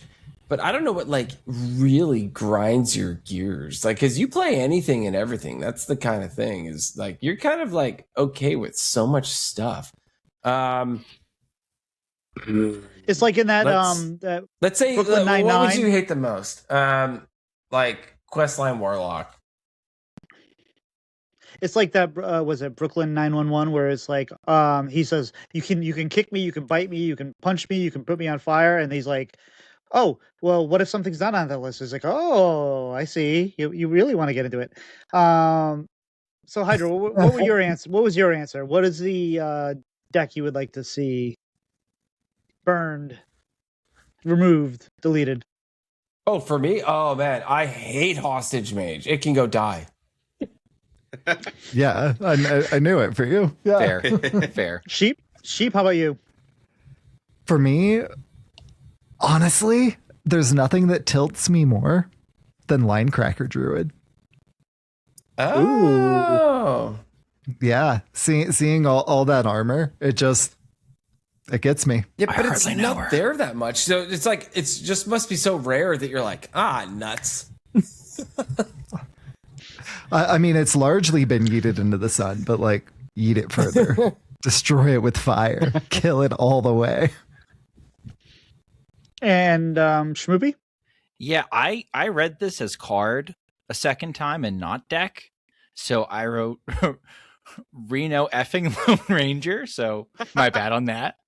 If I were to pick now, off the top of my head, I think I'm going to have to say Nazmani Priest just because I do not like. You know what? No, I'm changing my answer or on the fly again. Charge Druid. I hated Charge Druid. I don't know what it was about Charge Druid that annoyed the crap out of me, but it did. It was like 20% of the meta. It very much reduced the variety of what I could conceivably win with when I was streaming. Because you either had like the rats to and then answer to take out the Dorian or not, and if you didn't, you just flip and died. And I hated playing against that deck almost as much as like I think that's more than Holy Wrath. Holy Wrath I hated too, but that for 1,000% more. All right. Well, that was the wrap up of this segment. So I want to declare the winner was everybody because there was really no points. It didn't matter. It was just like we can see how well we knew our co-hosts and whatnot. So thank you for indulging and letting us know. I think we all learned a little something about each other. But I have a Well, now I'm temporary. gonna have to go back and like tally it. Like, come on, Tito. I want to fight Hydra. All right. Well, then Sheep won. Hydra agreed lost. with Okay, me. there we go. There you go. Sheep won. Hydra lost. I don't okay know with why, this, but I'm gonna take it. Thank you. I Wait, would what like did I to say bad thank about you? Bread and Butter podcast for having me, particularly Tito for He's making the this one. adjudication. Yeah, I'm the Drew Carey of the show right now. But anyway, it's time to move on to the next segment. Welcome to the news. The news is so good. Pilot, do we have any news this week? We do have some news. So we have 2 bits of news that came out in the past week. We got our first or another balanced patch, 34.2.2, where we had all buffs for standard. So just kind of going through those quickly. This came out on Friday. So we have a buff to Cardboard Golem, making it a 3-mana 3/3 instead of a 4-mana 4/4. I want to shout out that I called that before the set came out, that I thought that that's something that they should have done because there were way too many 4-drops in that deck. So this is one of the few good, review things that I've said after saying that Zerg was going to be terrible and unplayable. You don't always hit. Divine Augur is the priest new card that sets the attack and health of every minion in your hand to the higher of the 2 stats. They changed that from a 5-mana 5/5 to a 4-mana 4/5. And as well, also buff Power Word Barrier, which is the give a character Divine Shield, give minions in your hand +2 health. That is now 1 mana instead of 2, so a little bit hand buff pre-support. No Minion Demon Hunter got some buffs. Eternal Hold, the location, went from get a demon to discover any demon that costs 5 or more. So I'm assuming since it says any, it can still go across classes, but now you're at least choosing what you're getting. And then it still has the text of if your deck has no minions, your next one costs 0. And then Solitude, which was already one of the best cards in that deck. They made it a little bit better. It was 2 mana discover a minion. Now it's 3 mana discover 2 minions. And if your deck has no minions, reduce the cost of any in your hand by 2. Druid got a couple of buffs as well. Highborn Mentor went from 8 mana to 7. That's one that you get a 2/2 pupil and discover a spell that costs 7 or more from the past to teach it. And then also Pilot. You don't have to explain that card. We revealed that card, and everyone here has been listening, and they knew that card. We did, but it's been like 2 months since we revealed it, and that's the most that has been talked about since then. So we'll give a refresher. Not a bad point, Pilot. So I do think 7 mana is a much better spot. 7 to 8 mana, especially in Druid, seems like a very important breakpoint. Always has been, feels like. So that kind of puts it in a much better spot with ramp. Kaldori Cultivator, old 3 mana 3/4, now it's a 2 mana 2/3. That is the discover 2 beasts and put them in the bottom of your deck with +5/+5. Time Looper Toki was starting to see some experimentation before the patch. And it went to a 3 mana 3/3, get 3 random spells from the past, and if you play all of them, you get another Time Looper Toki. And then Rafam got 3 different Rafams buffed. The 1-cost one is now a draw and death, or Battlecry and Death Rattle to draw a Rafam. The 2-cost green Rafam gives Rafams in hand and battlefield +2/+2. That should say other. It currently functions with other, but it does not say other. They're going to fix it. So it will not buff itself. It is not a 2 mana 4/4. But it'll buff your other Rafams on the board and in your hand. It's a visual text bug. It works like it's supposed to. And then the 5-cost gain 5 armor is now if you're holding another Rafam, you gain 5 more rather than controlling another Rafam. So lots of buffs to stuff that hasn't been seeing a whole lot of play, or at least worthwhile experimentation. I know people keep trying them and it hasn't quite been there, so they're trying to give it a little bit more gas, while also they did acknowledge in the patch notes, trying to see where this is at, standard metagame feels like it's in a good stable spot, which is where they wanted it heading into World Championships and the winter break. So they did not want to nerf anything yet, but they wanted to give some buffs. They have noticed discussions about strong decks making waves, namely Discover Hunter and Hagatha Shaman. While they're popular at certain ranks, our metrics show their power and patterns aren't at a level that calls for changes at this time, and they'll keep a close eye on it. So that I find interesting. I know they are very powerful decks, but I have noticed over the past week they were starting to settle down. I think some counters are rising up. It just kind of depends on where you're at in ladder. I know Discover Hunter was taking over top 1K and then was getting countered pretty heavily. And then Shaman has been really popular across the rest of the ladder, but I feel like that has found a few more counters. Whether people are playing them might be a different question, but I know only from playing THL, I've noticed the Shaman has taken a major hit in THL to where I think in Pro it's under a 50% win rate right now, just because it's a more targetable of the two top decks. So I really think that the meta, I agree. Like, you may not like the meta because you don't like the decks in the meta, but it is pretty balanced and it is pretty diverse. Like, I don't feel like you're seeing a lot of the same decks all the time. But I have a question for our guests here. The last 3 sets haven't really hit in standard. It's been kind of like, that's been the story of 2025. It's been like the year that wasn't. Every time we've gotten a set, they're like, oh, we're still playing Zerg, we're still playing Starships, we're still playing whatever. Have these sets or these cards or anything had an effect on Wild? Because I'm assuming that if it has this little effect on Standard, it's got to be kind of dead in Wild. Or am I wrong? Are there some things there that are really kind of helping out Wild? 100% incorrect, and I'm going to let Schmoopiedady explain why, because he has like this down to a T, like exactly why. Because we get tools, and I just want to hear Schmoopiedadi's like almost scripted at this point answer for this. Yeah, I don't know. Like, we usually have so many additional synergies in Wild that usually something works. The StarCraft mini set was like super balanced for Wild, and actually kind of funny because for something that people would say is, oh, this is going to be parasitic. When are we ever going to get like StarCraft cards ever printed again? When are they ever going to have support? But there are some funny like little synergies. Like Hunter basically overnight became like a Reno Hunter or some sort of dupes, like duplicate Zerg Hunter became kind of tier 1 overnight, just because Zerglings being real swarmy. We have weird stuff like Acid Maw in our format, where if an enemy minion takes damage, it dies. Like, you just sort of would go super swarmy and then had like little synergies just bouncing off of them. Usually sets come in and they do change Wild somehow. Not always how we'd expect them to, and it's never as many cards as we expect to, but there is always a change. Cursed Catacombs absolutely changed Wild. It gave us a dominant aggro deck in Discard Warlock.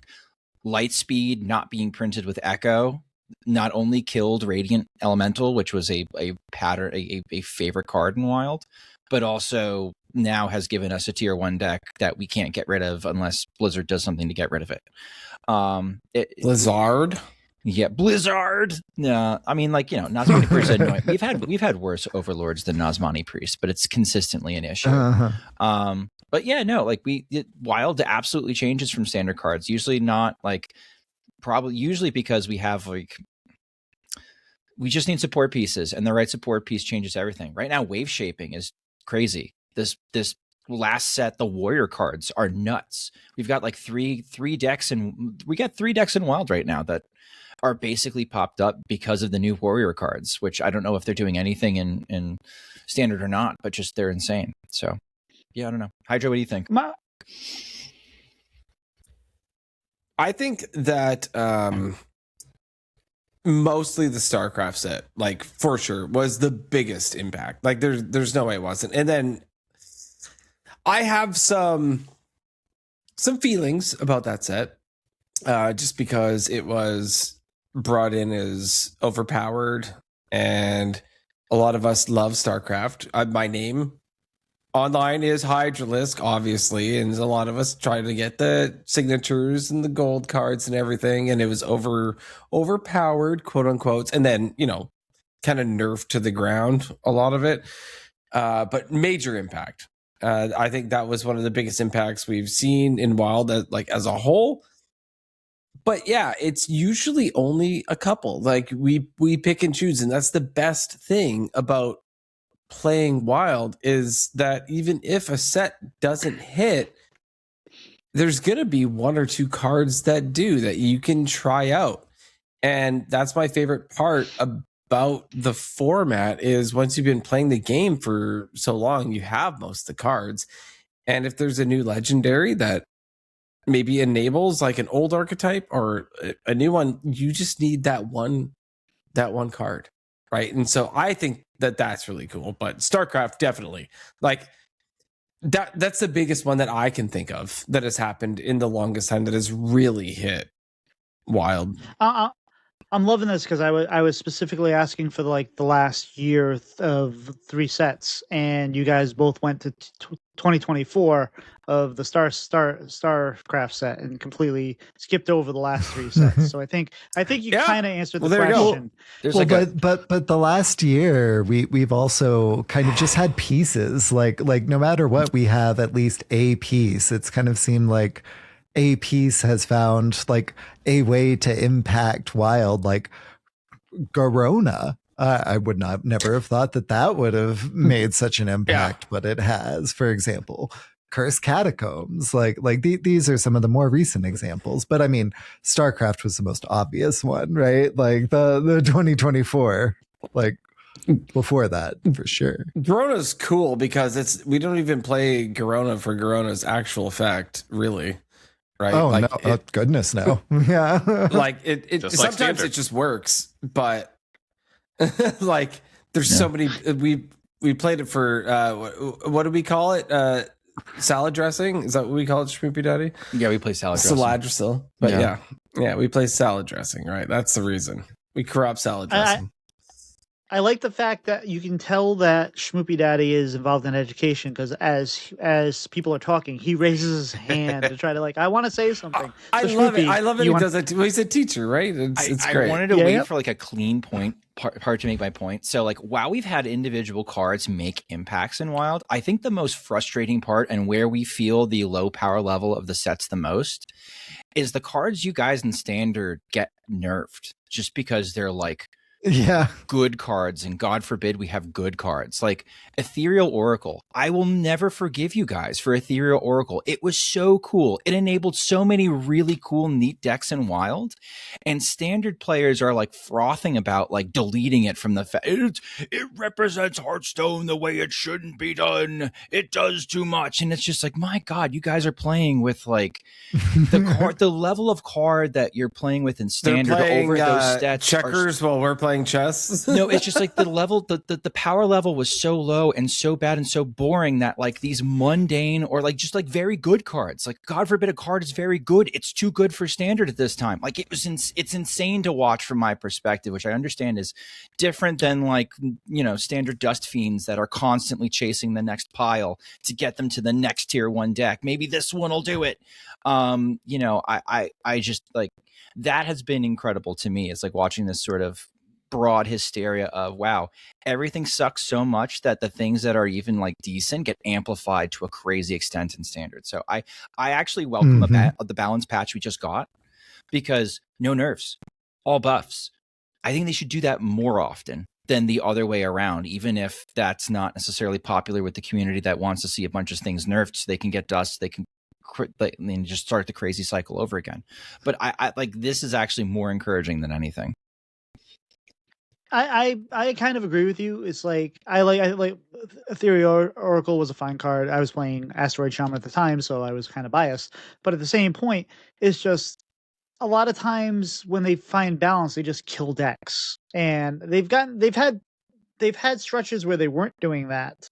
But I don't want to see if people are playing decks and they're fun, I just want to see them brought in line. I don't want to see them killed. And a lot of times what they have to do is oh, this is at a 30% play rate, and even the win rate could be whatever. It doesn't matter. It's the way it feels to play against and the complaints and all that. So I agree with you. I don't think we need to nerf as much as we do, but at the same time, it's it's not easy for the balance team to kind of pull things in and find because you look at you guys don't pay attention to Standard, but they nerfed a few cards about a year ago, and we ended up with what was the hunter, the demon hunter with the demon that summoned the demons. That's very specific. Shopper demon. We had shopkeeper. Yeah. They nerfed a bunch of things, and then shopper was the deck that was dominating the meta, because when you nerfed everything, that was what was left. That was most of last year, though, to where everything cycled back around. We went from hand buff Paladin being the top deck, and by the time we finished that expansion with all the nerfs, hand buff was the best deck again. It just dropped everything. Yep. and it might have been the best deck all along. It's just that like when they make nerfs, people stop playing the things, and then yeah. Also and true. that's the thing to where I mean I've been on the soapbox before and it's come up enough. I'm going to go on the soapbox again to where for the first 2 sets of this year, people are all up in arms that we got packages, we got imbue, we got quests, to where you had to build the sets around those with those mechanics because they were so specific and you need that. Now we get a set that doesn't have that for what 85% of the cards, to where Aura Paladin and the Dragon Mage are pretty much the only ones where you have like a very strict package that you kind of want to run. Everything else was just generic cards. And now we don't see any new archetypes because they're just good, decent cards that you throw in the stuff that was already good. It's like what these guys were talking about for Wild. You find the good cards, you put them in the archetypes that are already good. These are the things that people want for and then ask for. And then when it happens, oh, we have no new decks to play. It's the same stuff we've been playing for a year because you got what you wanted. The cooking Well, takes and I time. agree with you The on cooking that. takes time. This set is a cook It does. set. Like, Yeah. This tech is going to take It is. time to fully explore. And I still don't think we're done with it. I'm sorry, Tito. I don't either. No, I agree with you, Pilot. The problem is that like I like this set. I'm not. I like, do too. I've enjoyed the set. The problem is that we didn't have any mix up. We haven't had new decks in a year in Standard. That's in Wild. That's fine, right? Or fine-ish, because maybe I'm wrong, but like if you're always, that's part of Wild, is you can play the same decks forever, or in theory you're supposed to be able to play the decks that you loved or whatever. It But sticks in, around. Stuff sticks in around. Standard, Not always top tier, but sticks But in around. Yeah. Yeah. but in Standard, if we had any new decks or enough new decks to inhibit change over the first 2 sets, then having a third set that kind of modified those decks a little bit, or maybe made them better or whatever, and maybe you get 1 or 2 new decks, that would have been fine. Except it feels like we were still playing, like we're still seeing Protoss Mage, Protoss Priest, Leech DK, like things haven't changed at all. Protoss Rogue. So- yeah, so much Leech DK. So I agree with you. I think that I like the set. I think that it would have been fine if we just got new cards like this, like it was. But it's coming on top of so little change over the last year. That's where the problem is. It's not that this set is exactly what I would want from sets in general, but I think it's just we have so little change over the last year. That's where people get frustrated. Agreed. Especially content creators, who we hear from the most, because they're the ones that are on making content and they're like, boy, this sucks, I keep playing the same thing. And then And that's what you do, because that's what they're doing too, right? Like, that's where you get your information from. So Right. So- I actually feel like it inhibits creation, right, or your imagination to build your own thing, when you are just sort of watching what the top content creators are doing. I always look back to when the original Finja Force 5, like do you remember that? The Fish Rogue, Finja Force. We're not talking Swordfish Rogue, the original Fish Rogue. When that came out, it was like the last 2 weeks before it rotated or something. It was crazy that people finally figured out that Finja was a good card. And it's because no one was doing it. Someone figured it out, and it was late in like an expansion cycle. And that was really cool. But it's like, unfortunately, I'm a net decker. I do it too. I play what the top streamers are playing, or what's on HS Guru, what's on HS Replay. But there are other people that like to innovate, and I praise all the people that like to do that, because just because these are the top 3 decks or whatever doesn't mean you can't try to figure out what's better or what can beat it. Bingo. And there are people out there that do it. It's for me, it's been fun because this entire series, this entire set, right off the beginning, I streamed all day on the first day, and I was getting credit for decks that I was playing, and I invented some things, but I borrowed some things and all that. But it was really kind of cool to be like, hey, like the first person to play these decks on stream was me. And then just recently, with the Bubble Paladin, I started playing Bubble Paladin because I'm like, oh, what if we did Bubble Paladin and we took really advantage of this and played, because I really wanted to play shiny packaging, whatever it's called, the Fancy one that packaging. gives divine fancy packaging.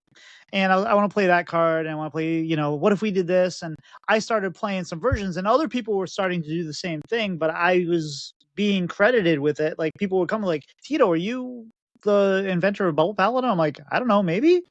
I have no idea. I was playing it, and it's fun to have that innovation, and it's fun to have the space to kind of create the innovation. And even if decks don't work well, all you have to do is you work it well for one session, and then you can kind of promote it and get other people to try and fail at your deck, and maybe even refine it and make it better. So it's a lot of fun. But it's got to be different in the Wild community, right? Like what is it like for you guys when a set comes out? Like, day one set releases, what is Wild doing? Half of it is 0 new cards. 0 new Yeah. cards, run your old deck. Some It's like people don't got standard. money. Some people don't got money. Some people just like they're gonna play their deck. But you know what? I'm always okay with this. I know so many people who get so salty. It's the first day. There's no new cards. I just want to play It's like, dude, like if it's gonna be good, it's gotta try to be good against the old stuff. That's it. And like, maybe they're poor. Shut up. So I Also, that's usually what it capitalize is. on people trying the new thing and play the old stuff. So, like, if you want to rank up, 100% right? bully people. Yes. Sorry, but yeah, why not? But have you ever seen the opposite, where it's like it's day one and all of a sudden like there's the new deck that's just dominating and Stormwind. running things? Oh yeah, Stormwind. Golly Bob Schmoopiedady howdy, has- I am undead. Schmoopiedady has nightmares about Stormwind. Stormwind. I was so happy that my questline druid was working. My odd questline druid was the nuts. It was working. And that was a bad sign. That was a bad sign that like something that I cooked was working day one. Uh-oh. Yeah, that deck was cracked. Yeah. Stormwind was Pilot, why don't spooky. this has already been a long show. Yes. We'll wrap So let's up the move into news our here. final topic here. But We get news. yes, That's right. we do have There's more news. Sorry. Yes, there is more news. It's short news. But I do want to, off of what Is I it about think me? Tito had mentioned, I do agree with their, as far as win rate, which seems what they are basing their balance on right now. There are 17 decks since in the last 3 days on HS Replay that are 50% and above. 17 archetypes, and then 5 Nice. that are 49% or higher. That's a lot of options. They're just not new options. Play rate is a different story. Play rate is where we get into a whole different conversation, to where there are a few outliers there, but if counters rise up, then those always fall. It just takes people innovating. But our other bit of news, we did get all the details for Worlds. Worlds is the end of this week. So Thursday through Sunday, December 18th through the 21st, it is split across 4 days, starting at 7 a.m. Pacific Blizzard time. Convert that to whatever it is for you. So day 1 and 2 are groups. Day 3 is the elimination and decider matches for all the groups, and then day 4 is quarterfinal through the grand final. There will be 2 packs per day that you can get for watching the stream, and the choose your champion is also being done for this as well. You can find that the main streams on Twitch and YouTube, and there will be co-streamers as well. So all of that is on the Hearthstone website as well.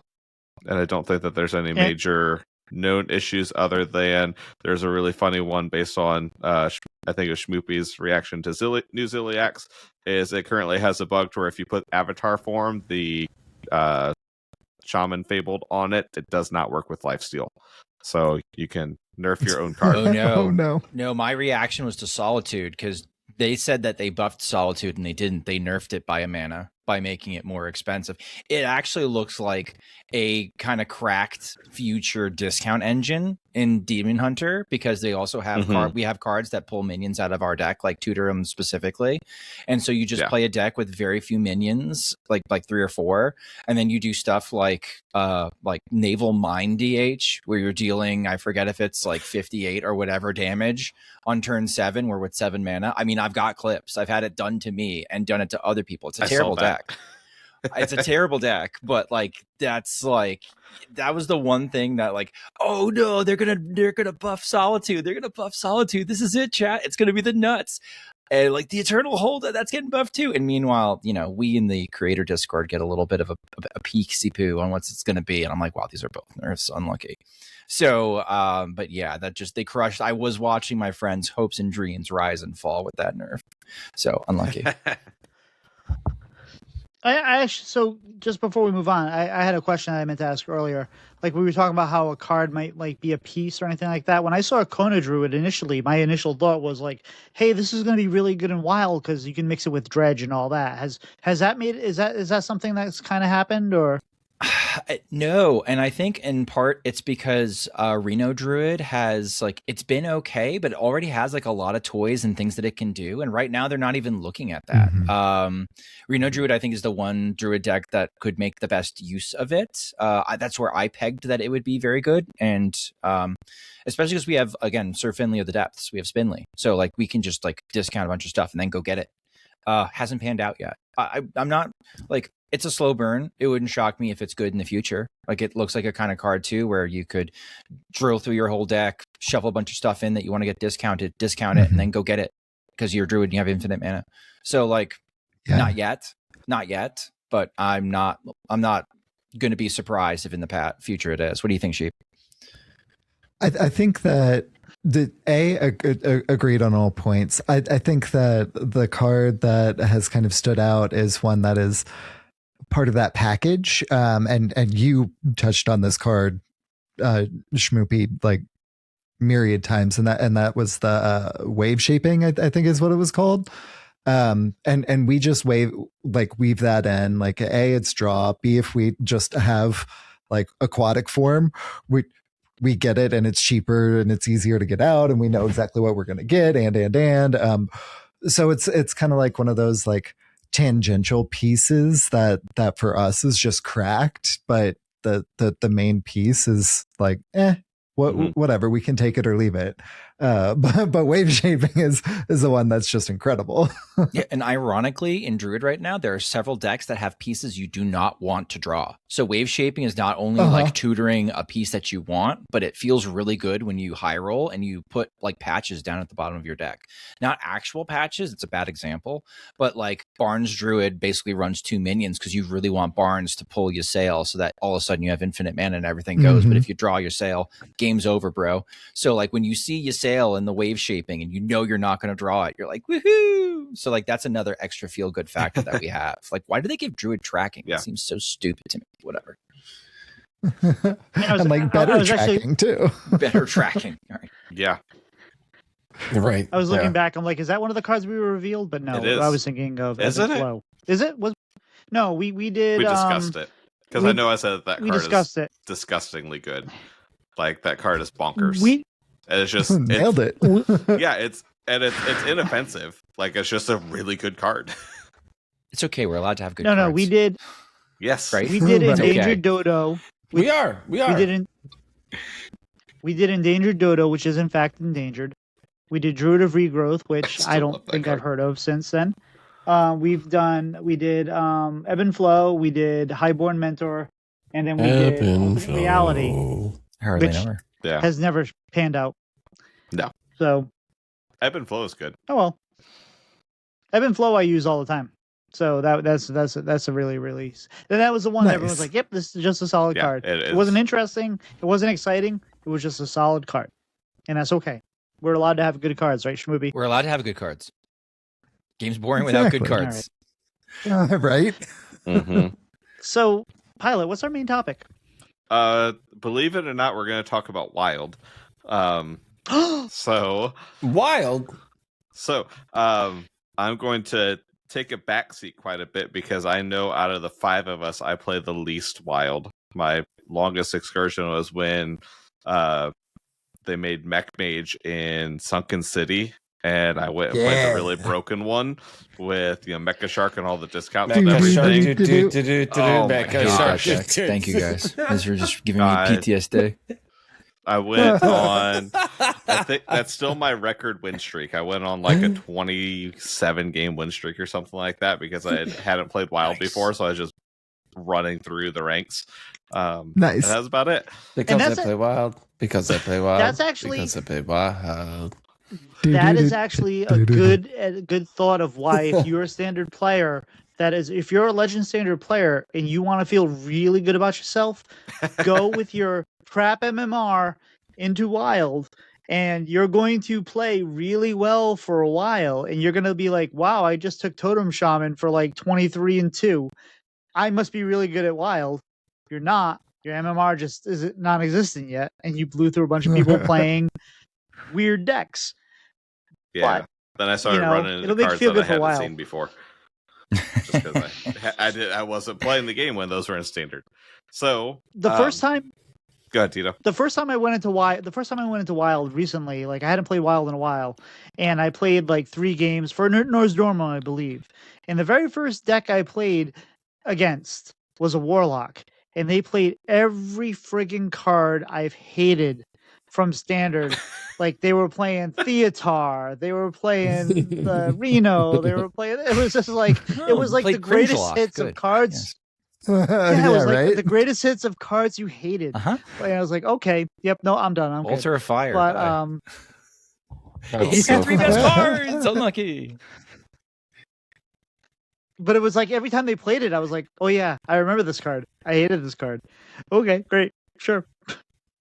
But so, that seems like, from what I've heard, and especially from you 3, the state of Wild is pretty solid right now. It's in a good spot. Yeah. So what's the state of Wild? What's the meta like? Things like that. Should I? It's okay. Hydra.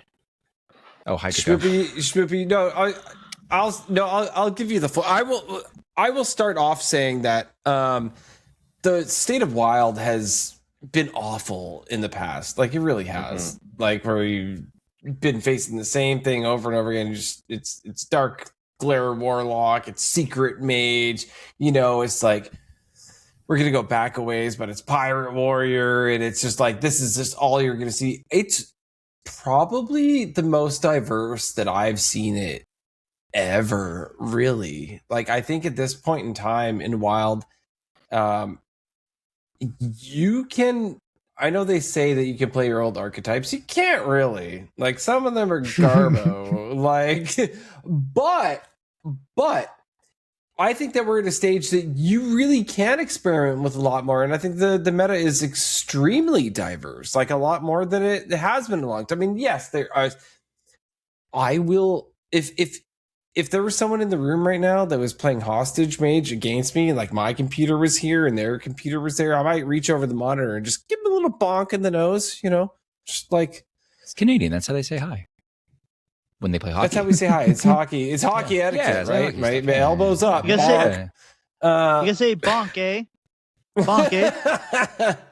Yeah, but I think that it's in a really good spot. It's a lot better than it has been in the past. Schmoopiedady, if you want to give us a bit of a breakdown, I'll pass the mic.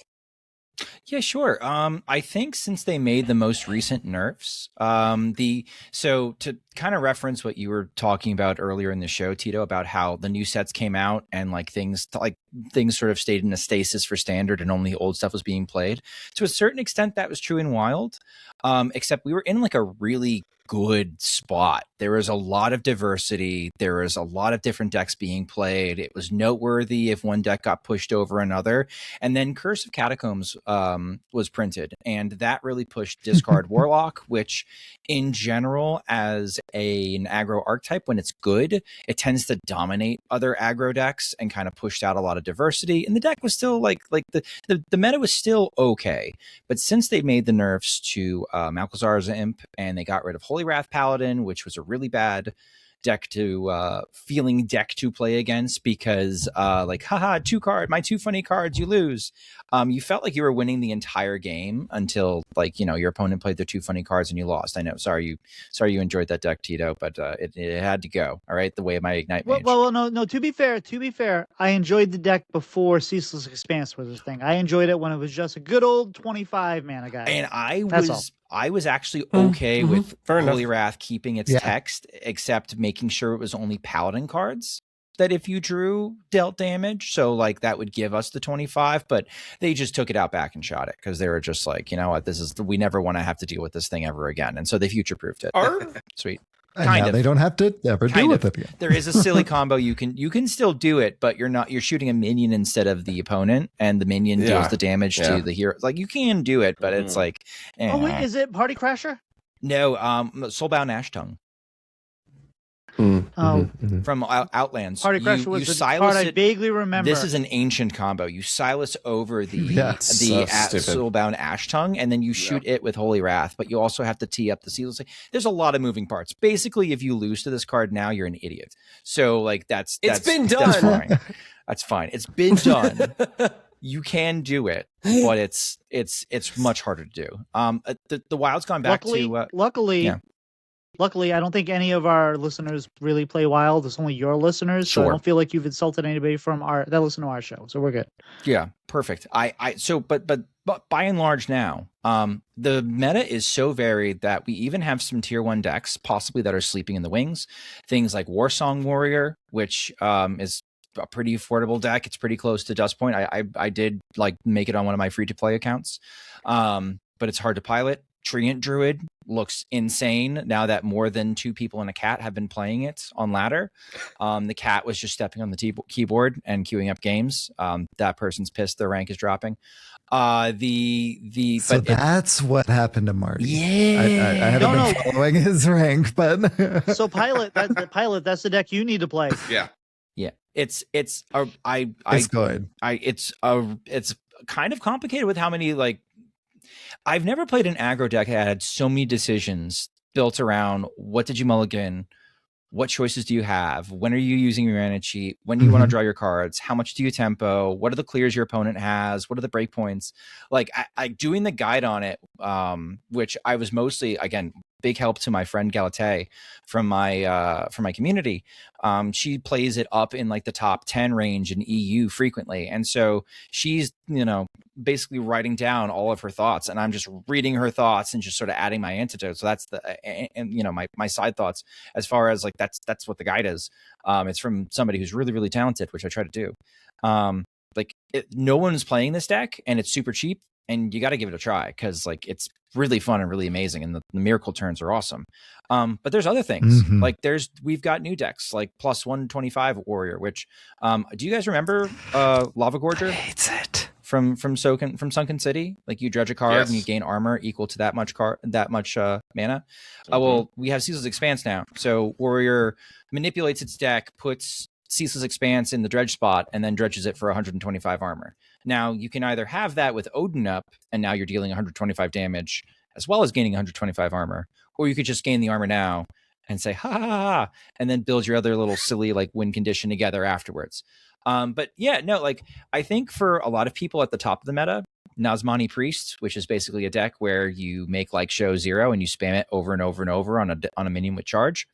For top players, that is the deck that is making you upset. You wish they had nuked it alongside with Holy Wrath. It's just it's a fast combo deck that races aggro, which means it's like almost never healthy for the format when it's good. It doesn't even like interplay with your board. It just either kills you or it doesn't. Unless like it's not very fun or interactive, or it doesn't allow a lot of agency. We're using our buzzwords. If that deck was gone, I think the top meta would be very close to perfect. But it's not. But even besides that, you drop down into the 10x range, there's a ton you can play and have success. New stuff, old stuff, probably some cooked up stuff. Basically, in Wild, anything that's a Reno deck that's running proactive cards, that's Renathal, it's tier 3. Like any Renathal deck, Yeah, unless you Renathal's purposefully everywhere. make it bad, it's tier 3. So starting from that from a point, you can kind of hit legend with anything right now, and that's pretty cool. Sheep, what are you thinking? Yeah, honestly, completely agreed. Like, you know, at the top, things are a little bit more, you know, tightened up. That's, you know, the way metas work, pretty normal. Like, if you're just grinding for rank, things are gonna get miserable. Like, but outside of that, like top grinding for rank, it's honestly pretty wide open.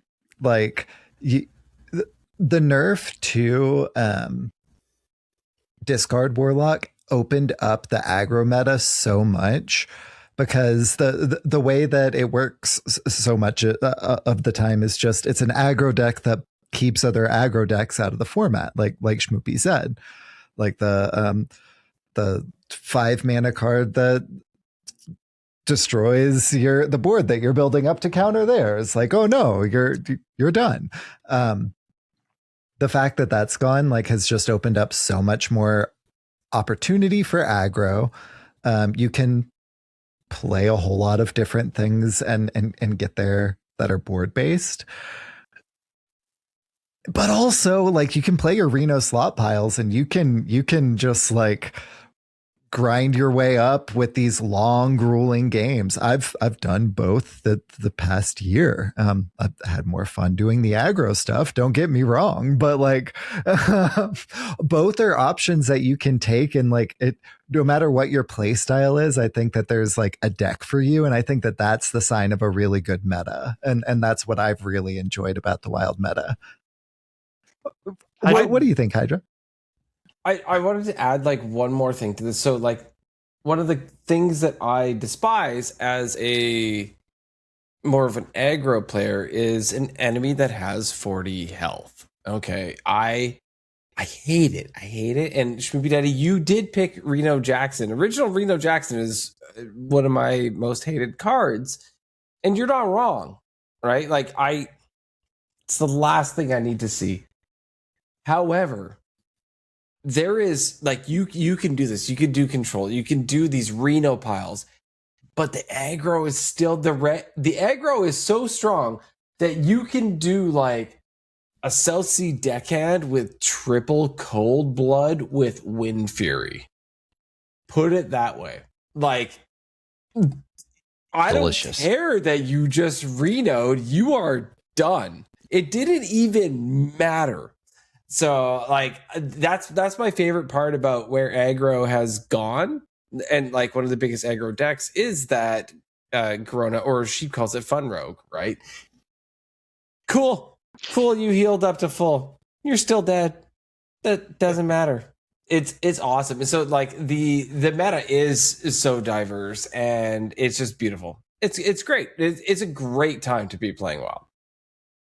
So, assuming that most of our listeners are standard, which I assume, maybe that's the wrong assumption, but you know, whatever. What are some decks people can make that are typically good evergreen? So it's like, hey, I feel like playing wild. Let me just click wild. I have a deck that's already queued up, and it's going to be playable. Like, what are some, you know what I mean? That like have stood the test of time, and that you can just queue them up, like Totem Shaman. I don't know if that's so good anymore, or like that, but like something that people can just jump in and. That's not a horrible one. Yeah, to be honest. Okay. Yeah. Even people do play like even Totem Shaman. You can still. I don't know what tier we want to put that in, like a tier 3, maybe. If you like low tier 3, you could still play that, and you could still wreck people. Like if you got a low MMR and you've been playing in standard the whole time, you could play even Shaman and you could get legend easy, like totally easy with that deck, guaranteed. Because I used to do that on the other servers all the time. That's how I would rank up with I would use that deck. And it's still relevant. I'd pick that for sure. And then pirates, the Ucraft pirates. Yeah. The other is, if you're gonna get into wild, you're gonna want to start crafting like if you like to play control, you're going to start wanting to get into the more control style things. Like, what do you want that goes across all classes, right? Like, we got the Reno Lone Ranger. We've got, like there's just other cards that are going to be evergreen that you're going to use, right? Schmoopiedady, what would you say in your, because you've more recently been building your collection, right? So what have you picked as some cards that you've been playing on the other servers? So I will say that what I would always suggest to standard players dipping their toe in Wild is, before they really know exactly what list they want to go out and they want to like just craft from jump, I always suggest cheap decks. And like, when I say cheap decks, I mean like cheap and effective. Like, I have an elemental mage that's literally either 40 dust short of or the same as a legendary. It's very tempo forwards. There's an RNG element to it. It's got a little bit of reach. Like, we have a 0 mana. Your next elemental costs 2 less in Wild. We've got Flame Revenant. Is that in standard, where you generate another elemental at a discounted rate, -3 mana? It's amazing what elementals start looking good when you slap 3 mana off of them. Like, you just have this like giant boards, and then you solar flare, and it's happening on like turn 3, turn 4. Like, you could totally ride it to Legend. Treant Druid is tier 1 right now. Totally ride it to Legend. Giga cheap deck. 2100 dust. Like the boys said, Pirate Rogue is always kind of ticking along in the corner. Pirate Demon Hunter is always ticking along in the corner. XL Call to Arms Paladin. These are more expensive decks, but they're always sort of in the periphery, in the background. They're all sort of playable. I would say if there's one Reno deck that you're going to build towards, I'd build towards some sort of Reno Mage. The Reno cards themselves, the Highlander cards, are usually powerful. They're usually effective. They usually work across several classes.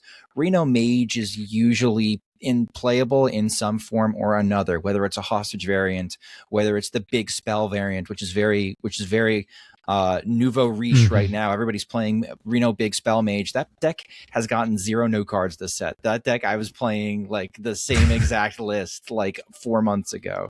So like that, just decks like Reno Mage or just Reno Staples, if you're looking to do a little bit more variety. Wild is not expensive to be competitive. It's expensive to have variety. And I would say what gives you the most variety is sort of crafting the Highlander like core, and then find a list that you like and kind of go from there. What would you say to somebody though that like wants to dip into Wild, like with recent decks that are no longer relevant? Like, hey, I want to go play Pure Paladin. Hey, I want to go play Drum Druid. I want to go play. I'm not talking like Patron Warrior or anything like that, but like something that recently fell out of the meta. Is there hope for things like that, or like some tweaks to things like that? Like, what would you suggest to people that like, hey, I want to play a deck that I used to love playing, but that's not there anymore? Are they trying to win the game? You're trying to beat your opponent, because a large portion of low MMR Wild players are not really interested in winning themselves. They want to see their opponent lose. And so you have an inherent advantage if you're attempting to actually win the freaking game to go and win the game. And these are the viewer decks that I find the most frustrating when I'm playing them. It's just like, they're like, oh, look at my funny deck. And I'm looking at their deck. I'm like, where's the lethality? We're like, no. Like, you disrupt their combo. And I'm like, well, what if they're an aggro deck? Like, it's like running Asli and a Soul Thief in Astral Communion Druid. No, you copy their hand and then you have their hand. I'm like, what if their hand is useless to me? What if their hand doesn't have any goddamn text, Susie? That's like 2 hours and 25 minutes in. Like, I think as long as whatever you're picking, it's okay. Okay, I'm glad as whatever you're picking has like wants to win, you'll probably do fine. To be honest, you'll probably do fine. Go ahead, knock yourself. You could play the Legend. Yeah, no, I guess your question was like, what's the most recent standard deck that you could transition to Wild? Is that what you're getting at, Tito? Well, no, just basically like I played the crap out of like Shadow Priest. I played the crap out of Pure Paladin. And if I'm like tired, if I'm like I want to go back to those, like that is technically what like Oh, they kind Shadow of tried to Priest sell is us on great. Wild. But You can do that all Shadow day. Priest is very good. Yeah. Yeah. Libram Paladin is like Libram was the Libram yeah. Paladin is literally one card off of Pure, by the way. I think Libram Paladin is just Instrument Tech. And we run one copy of Instrument Tech because getting the Star Slicer is that important for that deck. But you could cut the Instrument Tech and you could just run a Pure Paladin payoff at the top end, and that'd be fine. Like you could run the Does it run Countess? Structure it a little differently and run the Purator. Yeah, to hell with it. Like again, like it just like try to win the game. If you try to win the game, you'll do fine in Wild. You'll beat all the nerds on Reddit that are more interested in like, look at the funny thing that I did to my opponent that mildly inconvenienced them that doesn't actually end the game. What the heck? Nerf and Bew Mage. It's like, no, like this is why you lose. This is why you lose. You're like this. Because I think of Wild and I want to play things like Nozdormude, I pretty much always play Dragon Rogue because having the dragons summon a bunch of dragons and do all that, most people don't see that. Or Sunkeeper Ra Rogue. I mentioned that before. That's like my favorite deck of all time in Wild is just because it's so like no one sees it coming and no one knows what to do with it. At least at my MMR when I'm playing in Wild, it's just like they're like, what just happened? And then they kill it and they forget that I had a secret that just gave it back to me in my hand and I play it again and it just kills everything. Oh well, anyways.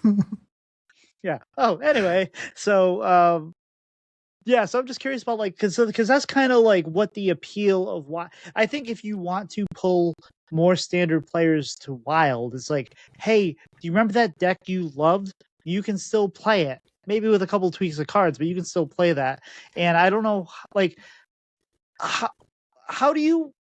What would your suggestion be if like, hey, how do we get more standard people to play Wild? Like, because this whole year has been like, oh, I'm so tired of like the metas being the same cards. We have this whole other format that you can play whatever you want. Why aren't we going to Wild? I guess one thing I would honestly- say. Oh, Sheep. Yeah, you take it. Go ahead. Yeah, I think one of the easiest transition points is like, hey, you remember that deck you loved? Just play it. Like your MMR is probably not that great. Like in Wild, like if you haven't been playing it, you probably have a 2-star. That's to be expected.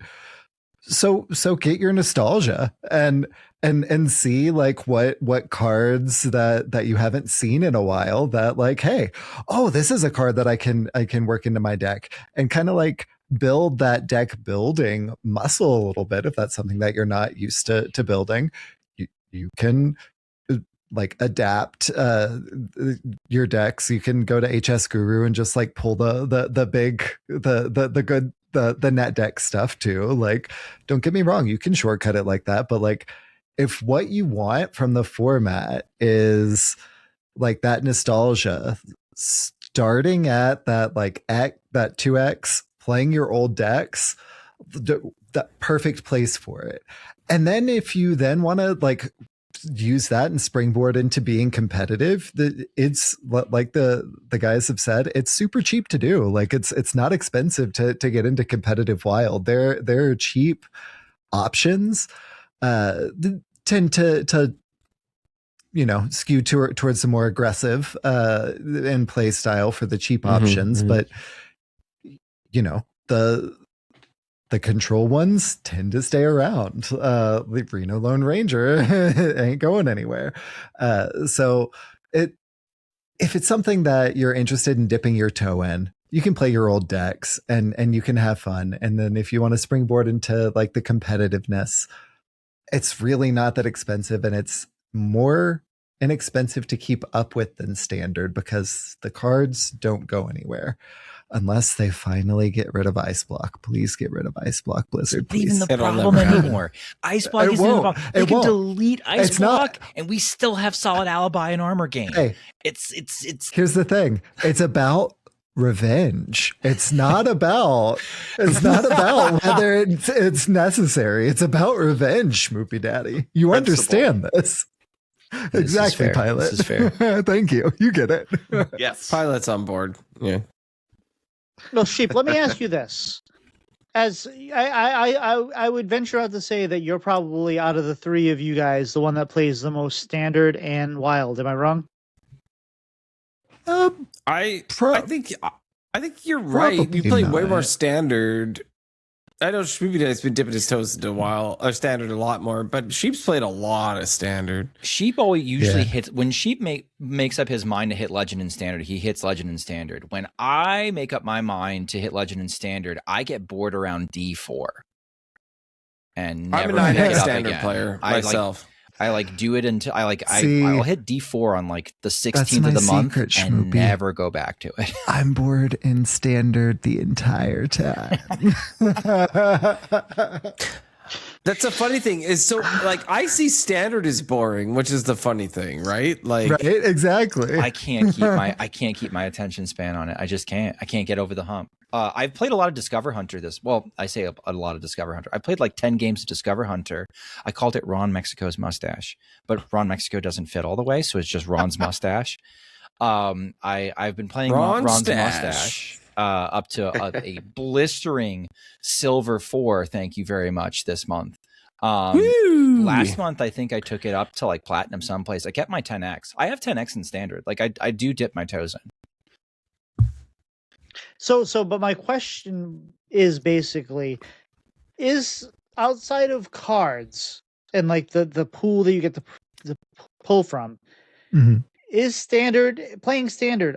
Are you going to have the same skill set as you play in wild and standard, or is it just like you maybe don't have the matchup knowledge? But if I know how to play standard, am I going to understand how to play wild at a high level? And at the same point, will playing wild make me a better standard player?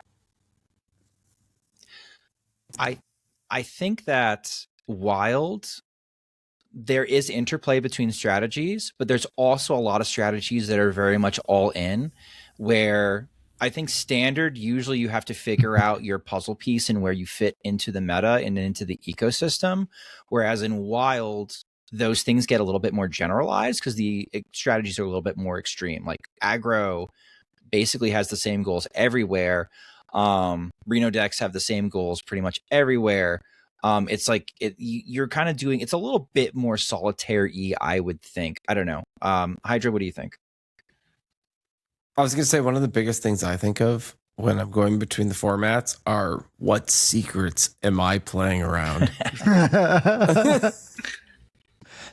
It is Which like ones one do of I the, not have to worry about?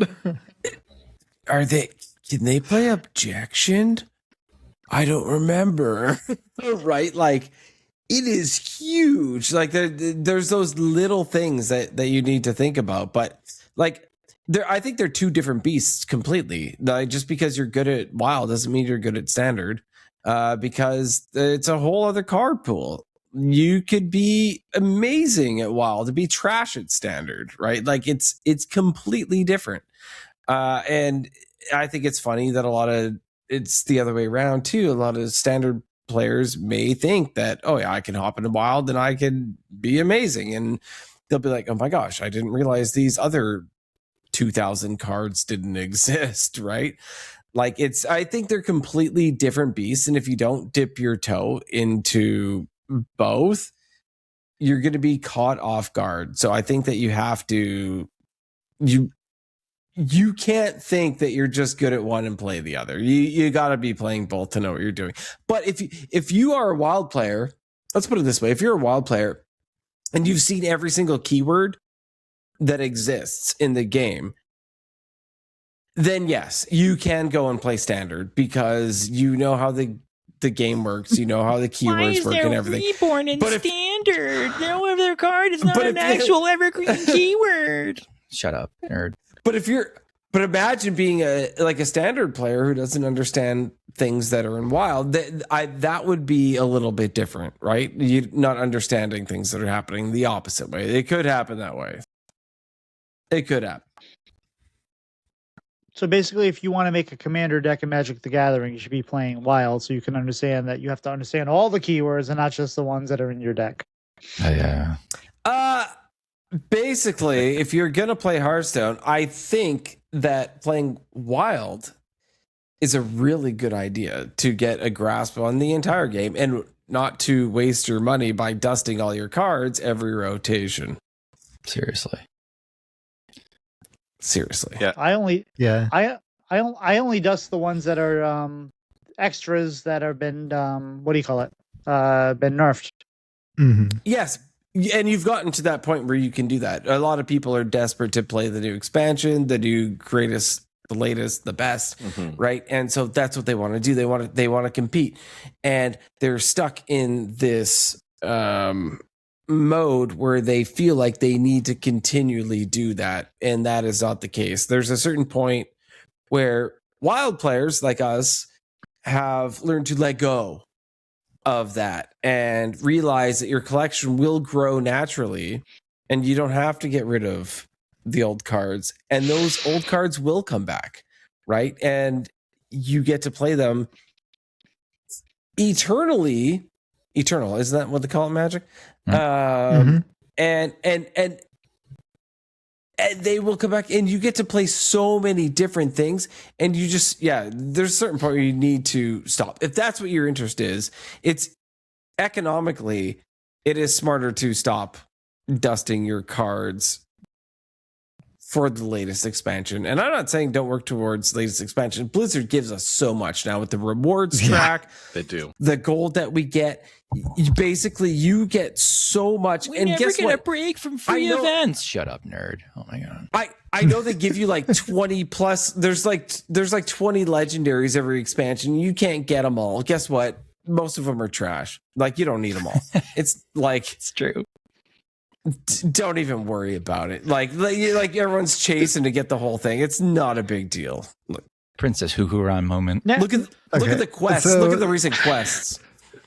So, as the person who has probably played the most standard and wild, Oh, that's where we were. I would like to actually say that a lot of the skills are transferable. Recognizing like, hey, I'm in an aggro v aggro matchup. Like, I need to play more to the board. Oh, I'm playing against control. Like, they're trying to put roadblocks in the way. I need to disregard what they're doing and go face and try and like win the video game before they can stabilize. Like, a lot of these kind of like pattern recognition are kind of taken to the nth degree in our format, and that has helped me be a better standard player. But at the same time, there are wild is kind of that like Hearthstone kind of to the nth degree, you know, that essence of Hearthstone. So it is that ratcheted up as far as it can go. It's turned up to 11, and you know, like it's the aggro is as aggro as it can get. You know, the snozberries taste like snozberries. The control can just like get 125 armor on turn 3 casually, like pretty consistently, because of tools that we've built up. So if you are easily tilted, I would say this may not be the best format for you, because those kinds of pop-off turns can happen, and it's not anything that you did. It's just like, oh yeah, they got the thing, easy peasy, like shrug next. Whereas in standard, the things seem to be like a lot more like built up, and it's, you know, the board state is more of a at tension, and you're kind of more trying to fight over that than our format, where it's like you're done with the video game before you get to that point, unless your win condition is just never losing the video game. So I think there are a lot of transferable skills, and I think that there are ones that whenever you take them into wild, your skills that you've learned in standard into wild, it kind of really hones it and sharpens it, because it is that kind of Hearthstone at its true essence, in my personal opinion. Well, you just framed that. Would you say that you have less agency in wild than you do in standard? Sometimes, yeah, absolutely. Sometimes you queue a matchup in standard, and it's been likened to like going to trial, right? Like you're going to trial and you've gotten a guilty verdict, and you're going through the appeals process, and your lawyer is going to like file an extra appeal with like a different organization that's trying to like overturn crimes that you didn't do, and you did it, and like you're just going through the motions anyway, right? Like sometimes like there's some matchups like that feel like that in standard. At least in wild, it's usually over pretty quickly, one way or another. And not always. I'm not saying like all the time with every matchup. Like sometimes it's slot pile and a slot pile, and it's like, all right, here we go, 10 rounds. But usually when one of those blowout out turns happens, if there's very few answers in the format, it's done.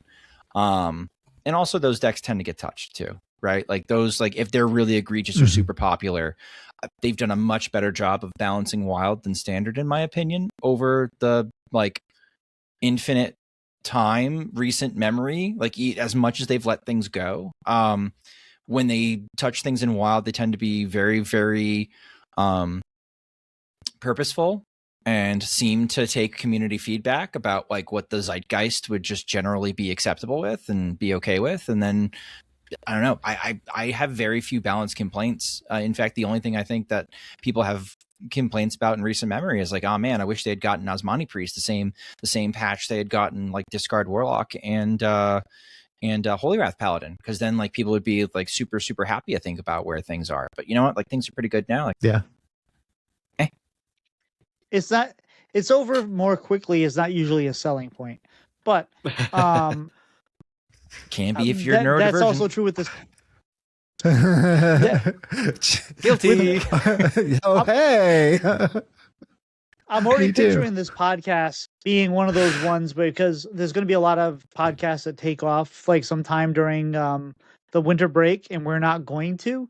So I can almost see like people like, hey, oh wait, look, I still haven't listened to half of that last episode with Bread and Butter where we had.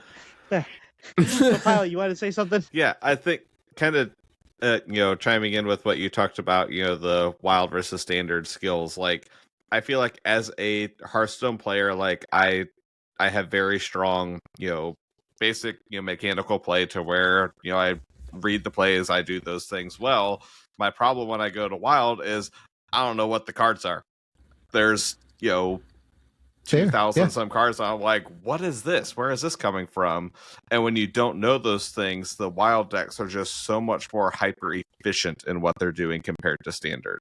You look at an aggro deck in wild, and it's going to beat you down very quickly. We think that aggro demon hunter, the pirate aggro demon hunter in standard right now is probably about the fastest that we have, and it would well outclip well outdone by wild. But also, like, when I dipped my toe in the other week, I thought I was doing just fine, and I got killed by the boar warlock because I didn't know this card existed that let them play the Bat Mask on turn 5 or whatever it was, and I just lost. Get tossed into Mordor. A candidate get tossed into Mount Mordor. Elwyn freaking Boar. You're a mean card. Know your place, pig. Know your place, pig. I'll make bacon of you. Blood Bloom used to cost 2, man. Blood Bloom used to cost 2. So is that you what guys are welcome to to steal the Mordor thing? You guys can steal the Mordor thing for your show. I approve. Yeah, I don't even think they had played a board yet, so where I'm like, okay, I don't know what they're doing. I'm doing fine. I have no mana. Once they play one, you're done, man. Yeah. Not if you have 125 armor. Yeah. If you have 125 armor, you have answers. That is fair. That's why I pick Warrior for your favorite Clash movie, Daddy. So, like, that's definitely, for the standard players going over, I think that's kind of the biggest barrier if you're going in planning on being competitive. Normally when I'm venturing over, I'm just like, this deck looks really dumb and fun, and I'm going to play my 10-15 games with it and just do the stupid thing and enjoy it and be fine with that. I was looking through while they were talking about it, the decks I've played, and most of it is I had like a Taunt Menagerie Warrior that was just a low to the ground, buff taunts, buff Menagerie, hit people with them. And it wasn't a great deck, but it was fine. I played like a small beast Splash Fisher Hunter years ago. That was really fun. Because I enjoyed it as standard. It rotated. I'm like, fine, let's take all these little, token cards and buzzard and do this thing with it. I played last time I had Schmoopy on the podcast. He sent me a Wishing Well Rogue, and I played a few games of that, and I did actually win a game. And it's just those fun, just random things that you're able to do, and that's a whole different subset of Wild than the competitive side. I think you're lying a little bit. I think you're lying because you said, when I feel like going to Wild playing a deck, I'll play this deck. No, you usually go into Wild like, hey, I'm 2-14 in standard. I'm going to go play Wild for a little bit. No, that's normally when I go to Arena. You can even bring your 30 for 30 standard deck into Wild and probably do pretty well. Yeah. Because honestly, again, you're trying to win the game. Yes. Your opponent is not. They're trying to make you lose. So if you're at Reddit MMR, you're good to go. Like I was watching people incredulous in Wild Discords being like, how is standard Protoss priest doing so well in Wild, looking at gold through 1 billion stats? And it's like, because it's trying to win, you idiot. Like you're trying to make the biggest like treant possible in the most inefficient way possible with freaking what's the giant tree's name? Oh my god, the 7-mana guy. You drop Goru the Maitri. Goru. You're trying to do like you're trying to make and bounce Goru right now. Oh, I do it all the time. It's fun. And they're discounting their carriers by 45. They're gonna play all the pieces that when you finally kill that thing, you're not gonna kill it. But like let's pretend that you do, because it's a copy and it takes double damage. Just that's fine. Take your standard deck into it. It doesn't. Nothing matters. Mm-hmm.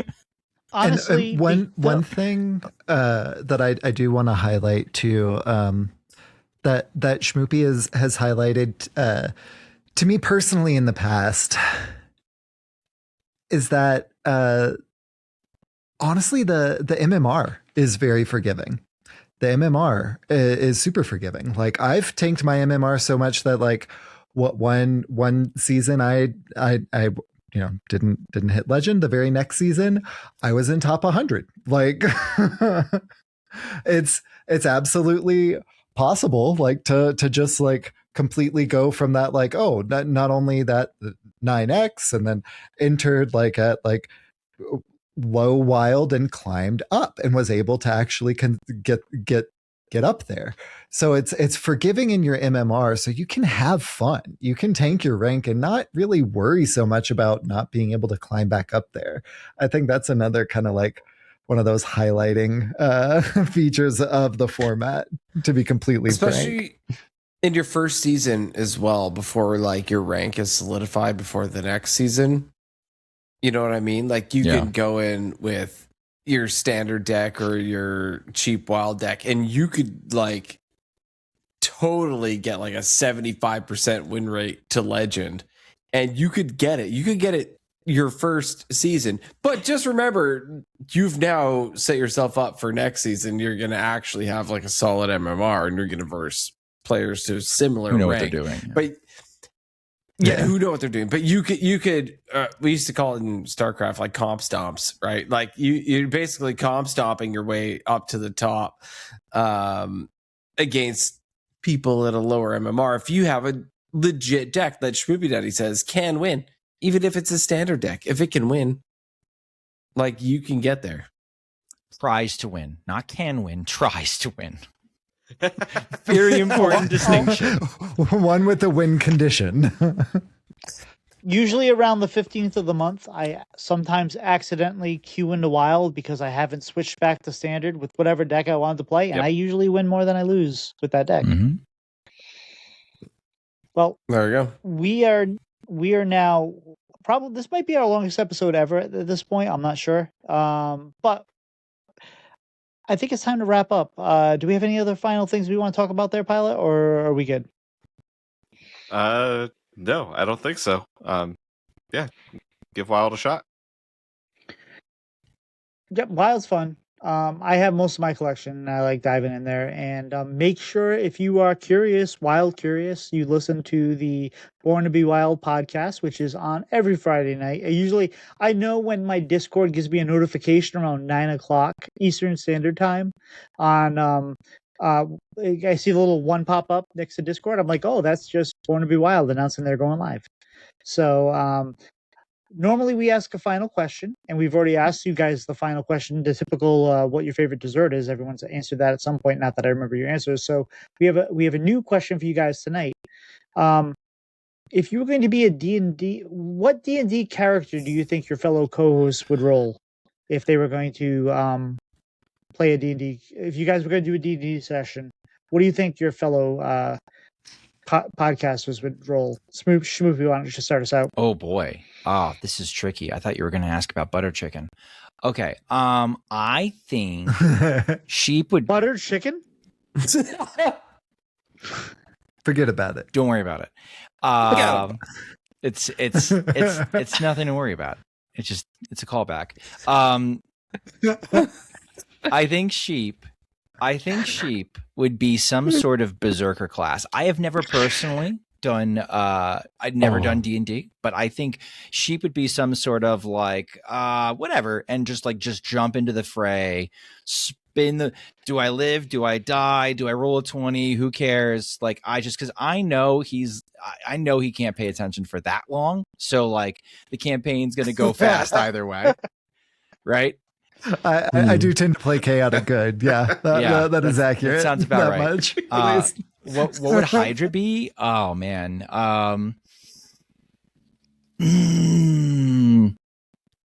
I am gonna guess that Hydra.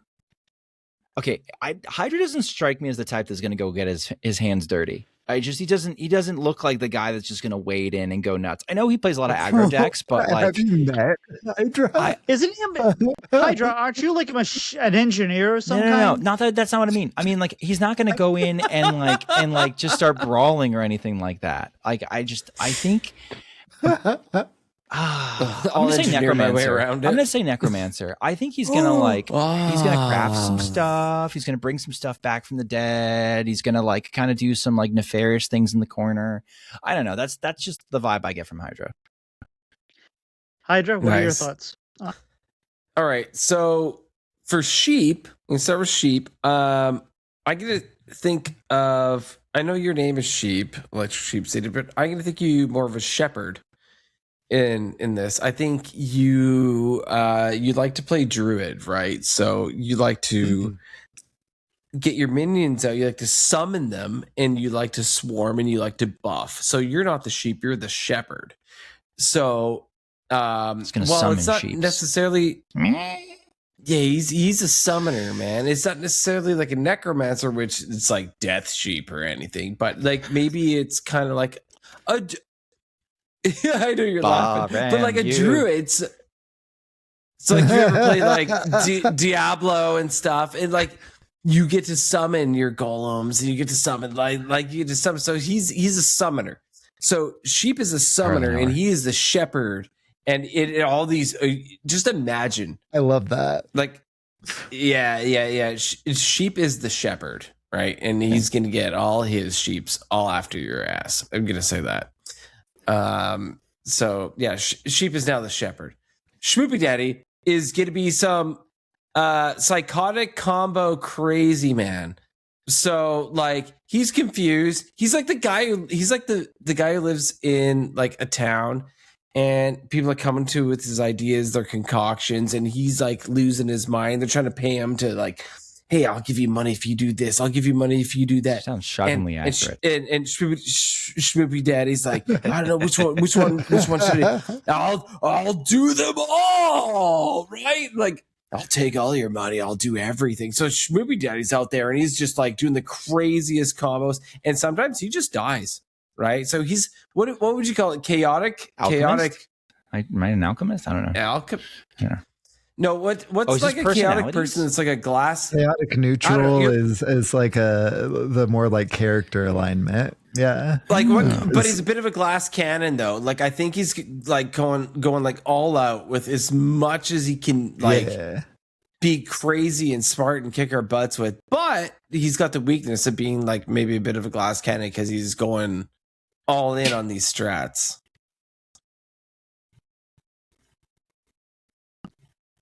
Sheep, what is your thoughts? Yeah, so my initial thought was Hydra is a rogue. 100%. Like he's going in there. He's shadow stepping. He's like twisting the knife in. Like you don't even know that he's there. Like he is 100% that like top tier rogue. You know, you're talking to him. He's got that like great charisma roll. Like you don't even notice that he's stolen your entire like the pouch of gold, like because he's dazzling you with his speech the entire time, and like he just took you for all you're worth. Like he's that like king of the rogues. Schmoopiedady, I agree, glass cannon. I went mage with Schmoopiedady. Like absolutely. Like he's going in there, he's fireballing like immediately, like he's wasting all his mana, but you know what? He's having so much fun. And then like he's gonna find like some kickin' rad like potions and all sorts of stuff to like juice his mana back up and polymorph some more sheeps for me now in my shepherd role, which like, oh my gosh, like I love that, by the way. I'm I want to play a campaign as the shepherd now, Hydra. Like, let me tell you what. But yeah, that's my assessment. Then that's just Mass Effect, right? Is shepherd? Is that Shepherd is in Mass Effect. Yeah. Okay. I got that from listening to Squelch. So if you'd like to support the show, you can do so by joining our Patreon over at patreon.com/breadandbutterhs. You get raw audio early. You get access to a members channel on Discord where you have wonderful guests like Hydra, Schmoopiedady, and Sheep, where you can ask questions and usually they answer. You can help us shape future episodes and ask questions of our future guests. Like upcoming, we have Just a Guy in Storm Rage. We have a great episode planned for that. And then we have Jambray and Baby Bear to round out the year. So we're very excited about that. We're going to be talking about deck building with Jambray. You ever heard Jambray deck? You know, he is probably one of the more interesting deck builders out there. So if you have questions for him, let us know. And the best way to get those questions is to join the Patreon. If you'd like to help us in a non-financial way, you just let people know that we exist and that we have wonderful guests on, because we want more people to hear our wonderful guests spend time with us, talk to you. So we just want more people to hear them. So let them know. And if you leave us a review, that really helps. And you can find us on all the places, especially Bread and Butter HS on YouTube. We post clips from the show and full episodes on VODs. If you prefer to fill it in with, if you'd rather view the video instead of listening to the audio, we have that too. Would anybody from the Born to Be Wild side like to promote their show like you normally do at the end of it? Yeah, well, we have a website, borntobewildhs.com, and you can also check out our Twitch at Born to Be Wild, or twitch.tv/borntobewildhs. And Hydra, where can people find you on the social medias? Well, you can find me on Twitch and Twitter, both at Hydralisk_HS, also on Blue Sky at just Hydralisk, no _HS. I totally got the Hydralisk. I didn't need no underscore. Yeah. How about yourself, Sheep? Where can people find you on social media? I can be found around the internet at ElectricSheepCity at places where that fits, like Twitch, and at eSheepCity at places where that does not fit, like Twitter. And Hydra? You did me. Oh, I'm sorry. Schmoopy. Phrasing. I was looking at Schmoopy and I said Hydra. You can Schmydra. You can find me on Twitch Twitter and Discord as Schmoopiedady, spelled 3 different ways because I never intended to ever make content with this stupid nickname, and I am too lazy to change it. So now it's your problem. And I am Schmoopiedady HS with 1D, I believe. I don't know. You'll figure it out. Schmoopiedady HS on YouTube for just my individual content. Schmoopiedady with a D. Got it. Perfect. Pilot, where can people find you? You can find me Pilot712, that's PYLET, on Twitter, Blue Sky, and Discord.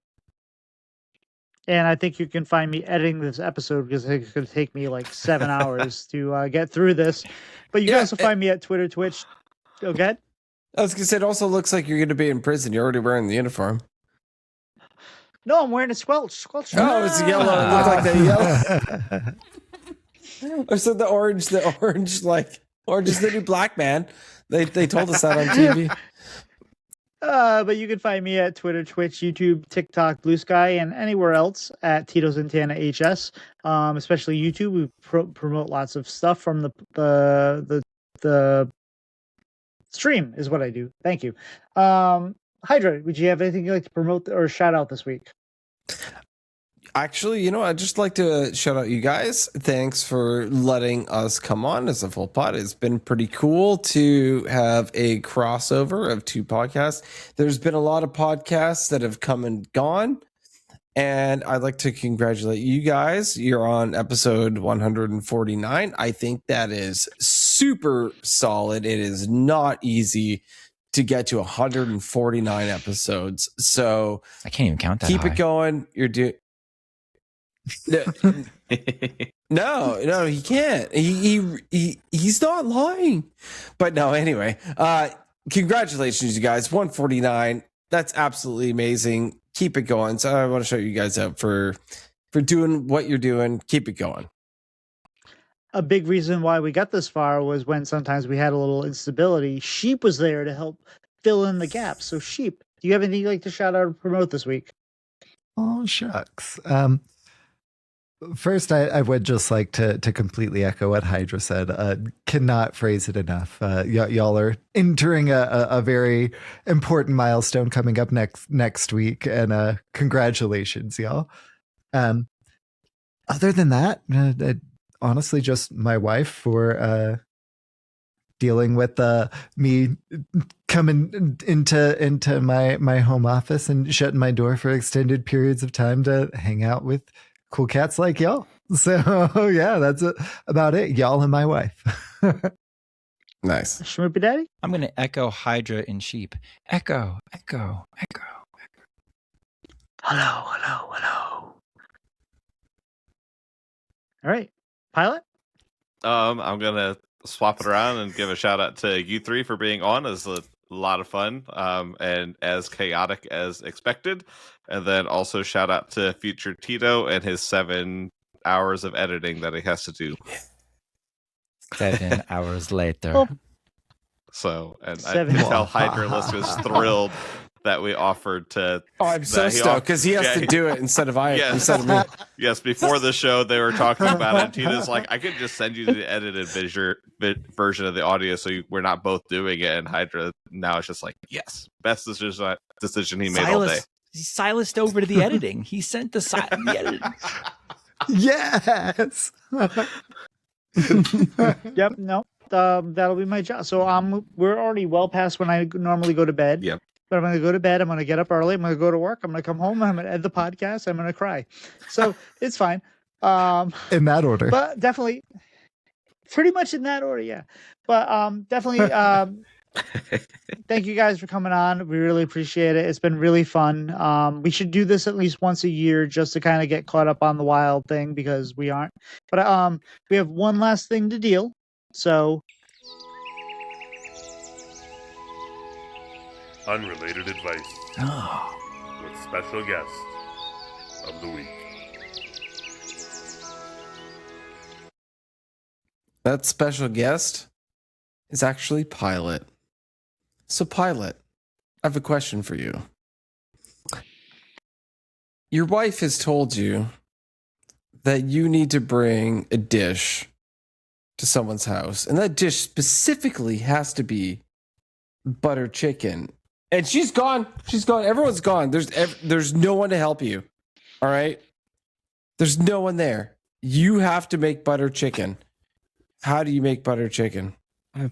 Okay. This explains why I was so confused earlier at what the butter chicken reference was supposed to be. It was a pre-callback. I see that. I feel like something on the smoker is the best way to do that. I feel like I would do some sort of smoked butter chicken. Okay, how is it? You need to explain to me how you're going to make it. Oh, goodness. Like step by step, how are we making step this? by step? Oh, my goodness. Oh, yeah. So, you can see Schmoopiedady hiding his face. We've done this to him. Yeah, I don't trust myself with a full rotisserie style chicken, so we're doing chicken breast because something would go astray. Okay. So, you're already doing better. Okay. So we're gonna do Twice. that. We're gonna do probably in some sort of pan or tin, so we can dump a whole bunch of butter in there, and then I have no idea what we're seasoning it with because it's after midnight and I'm too tired to think what seasonings are that I have. I think I have a really solid. Well, so I think I have a really solid poultry seasoning from Traeger that I'd put on afterwards. We'll go with that. Well, thankfully, Pilot probably has a late start tomorrow with the snow. I'm but hoping. Just because we went late, we're not confirmed. He probably yet. We'll won't. talk about that later. but anyway, guys, I think we're toast. We'll see you. Wise words have never been spoken.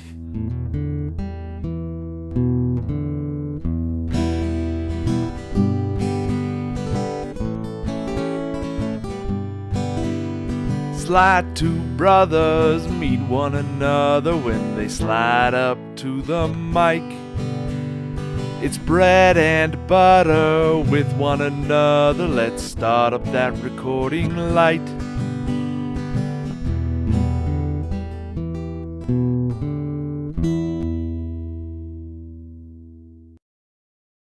And you heard that on Born to be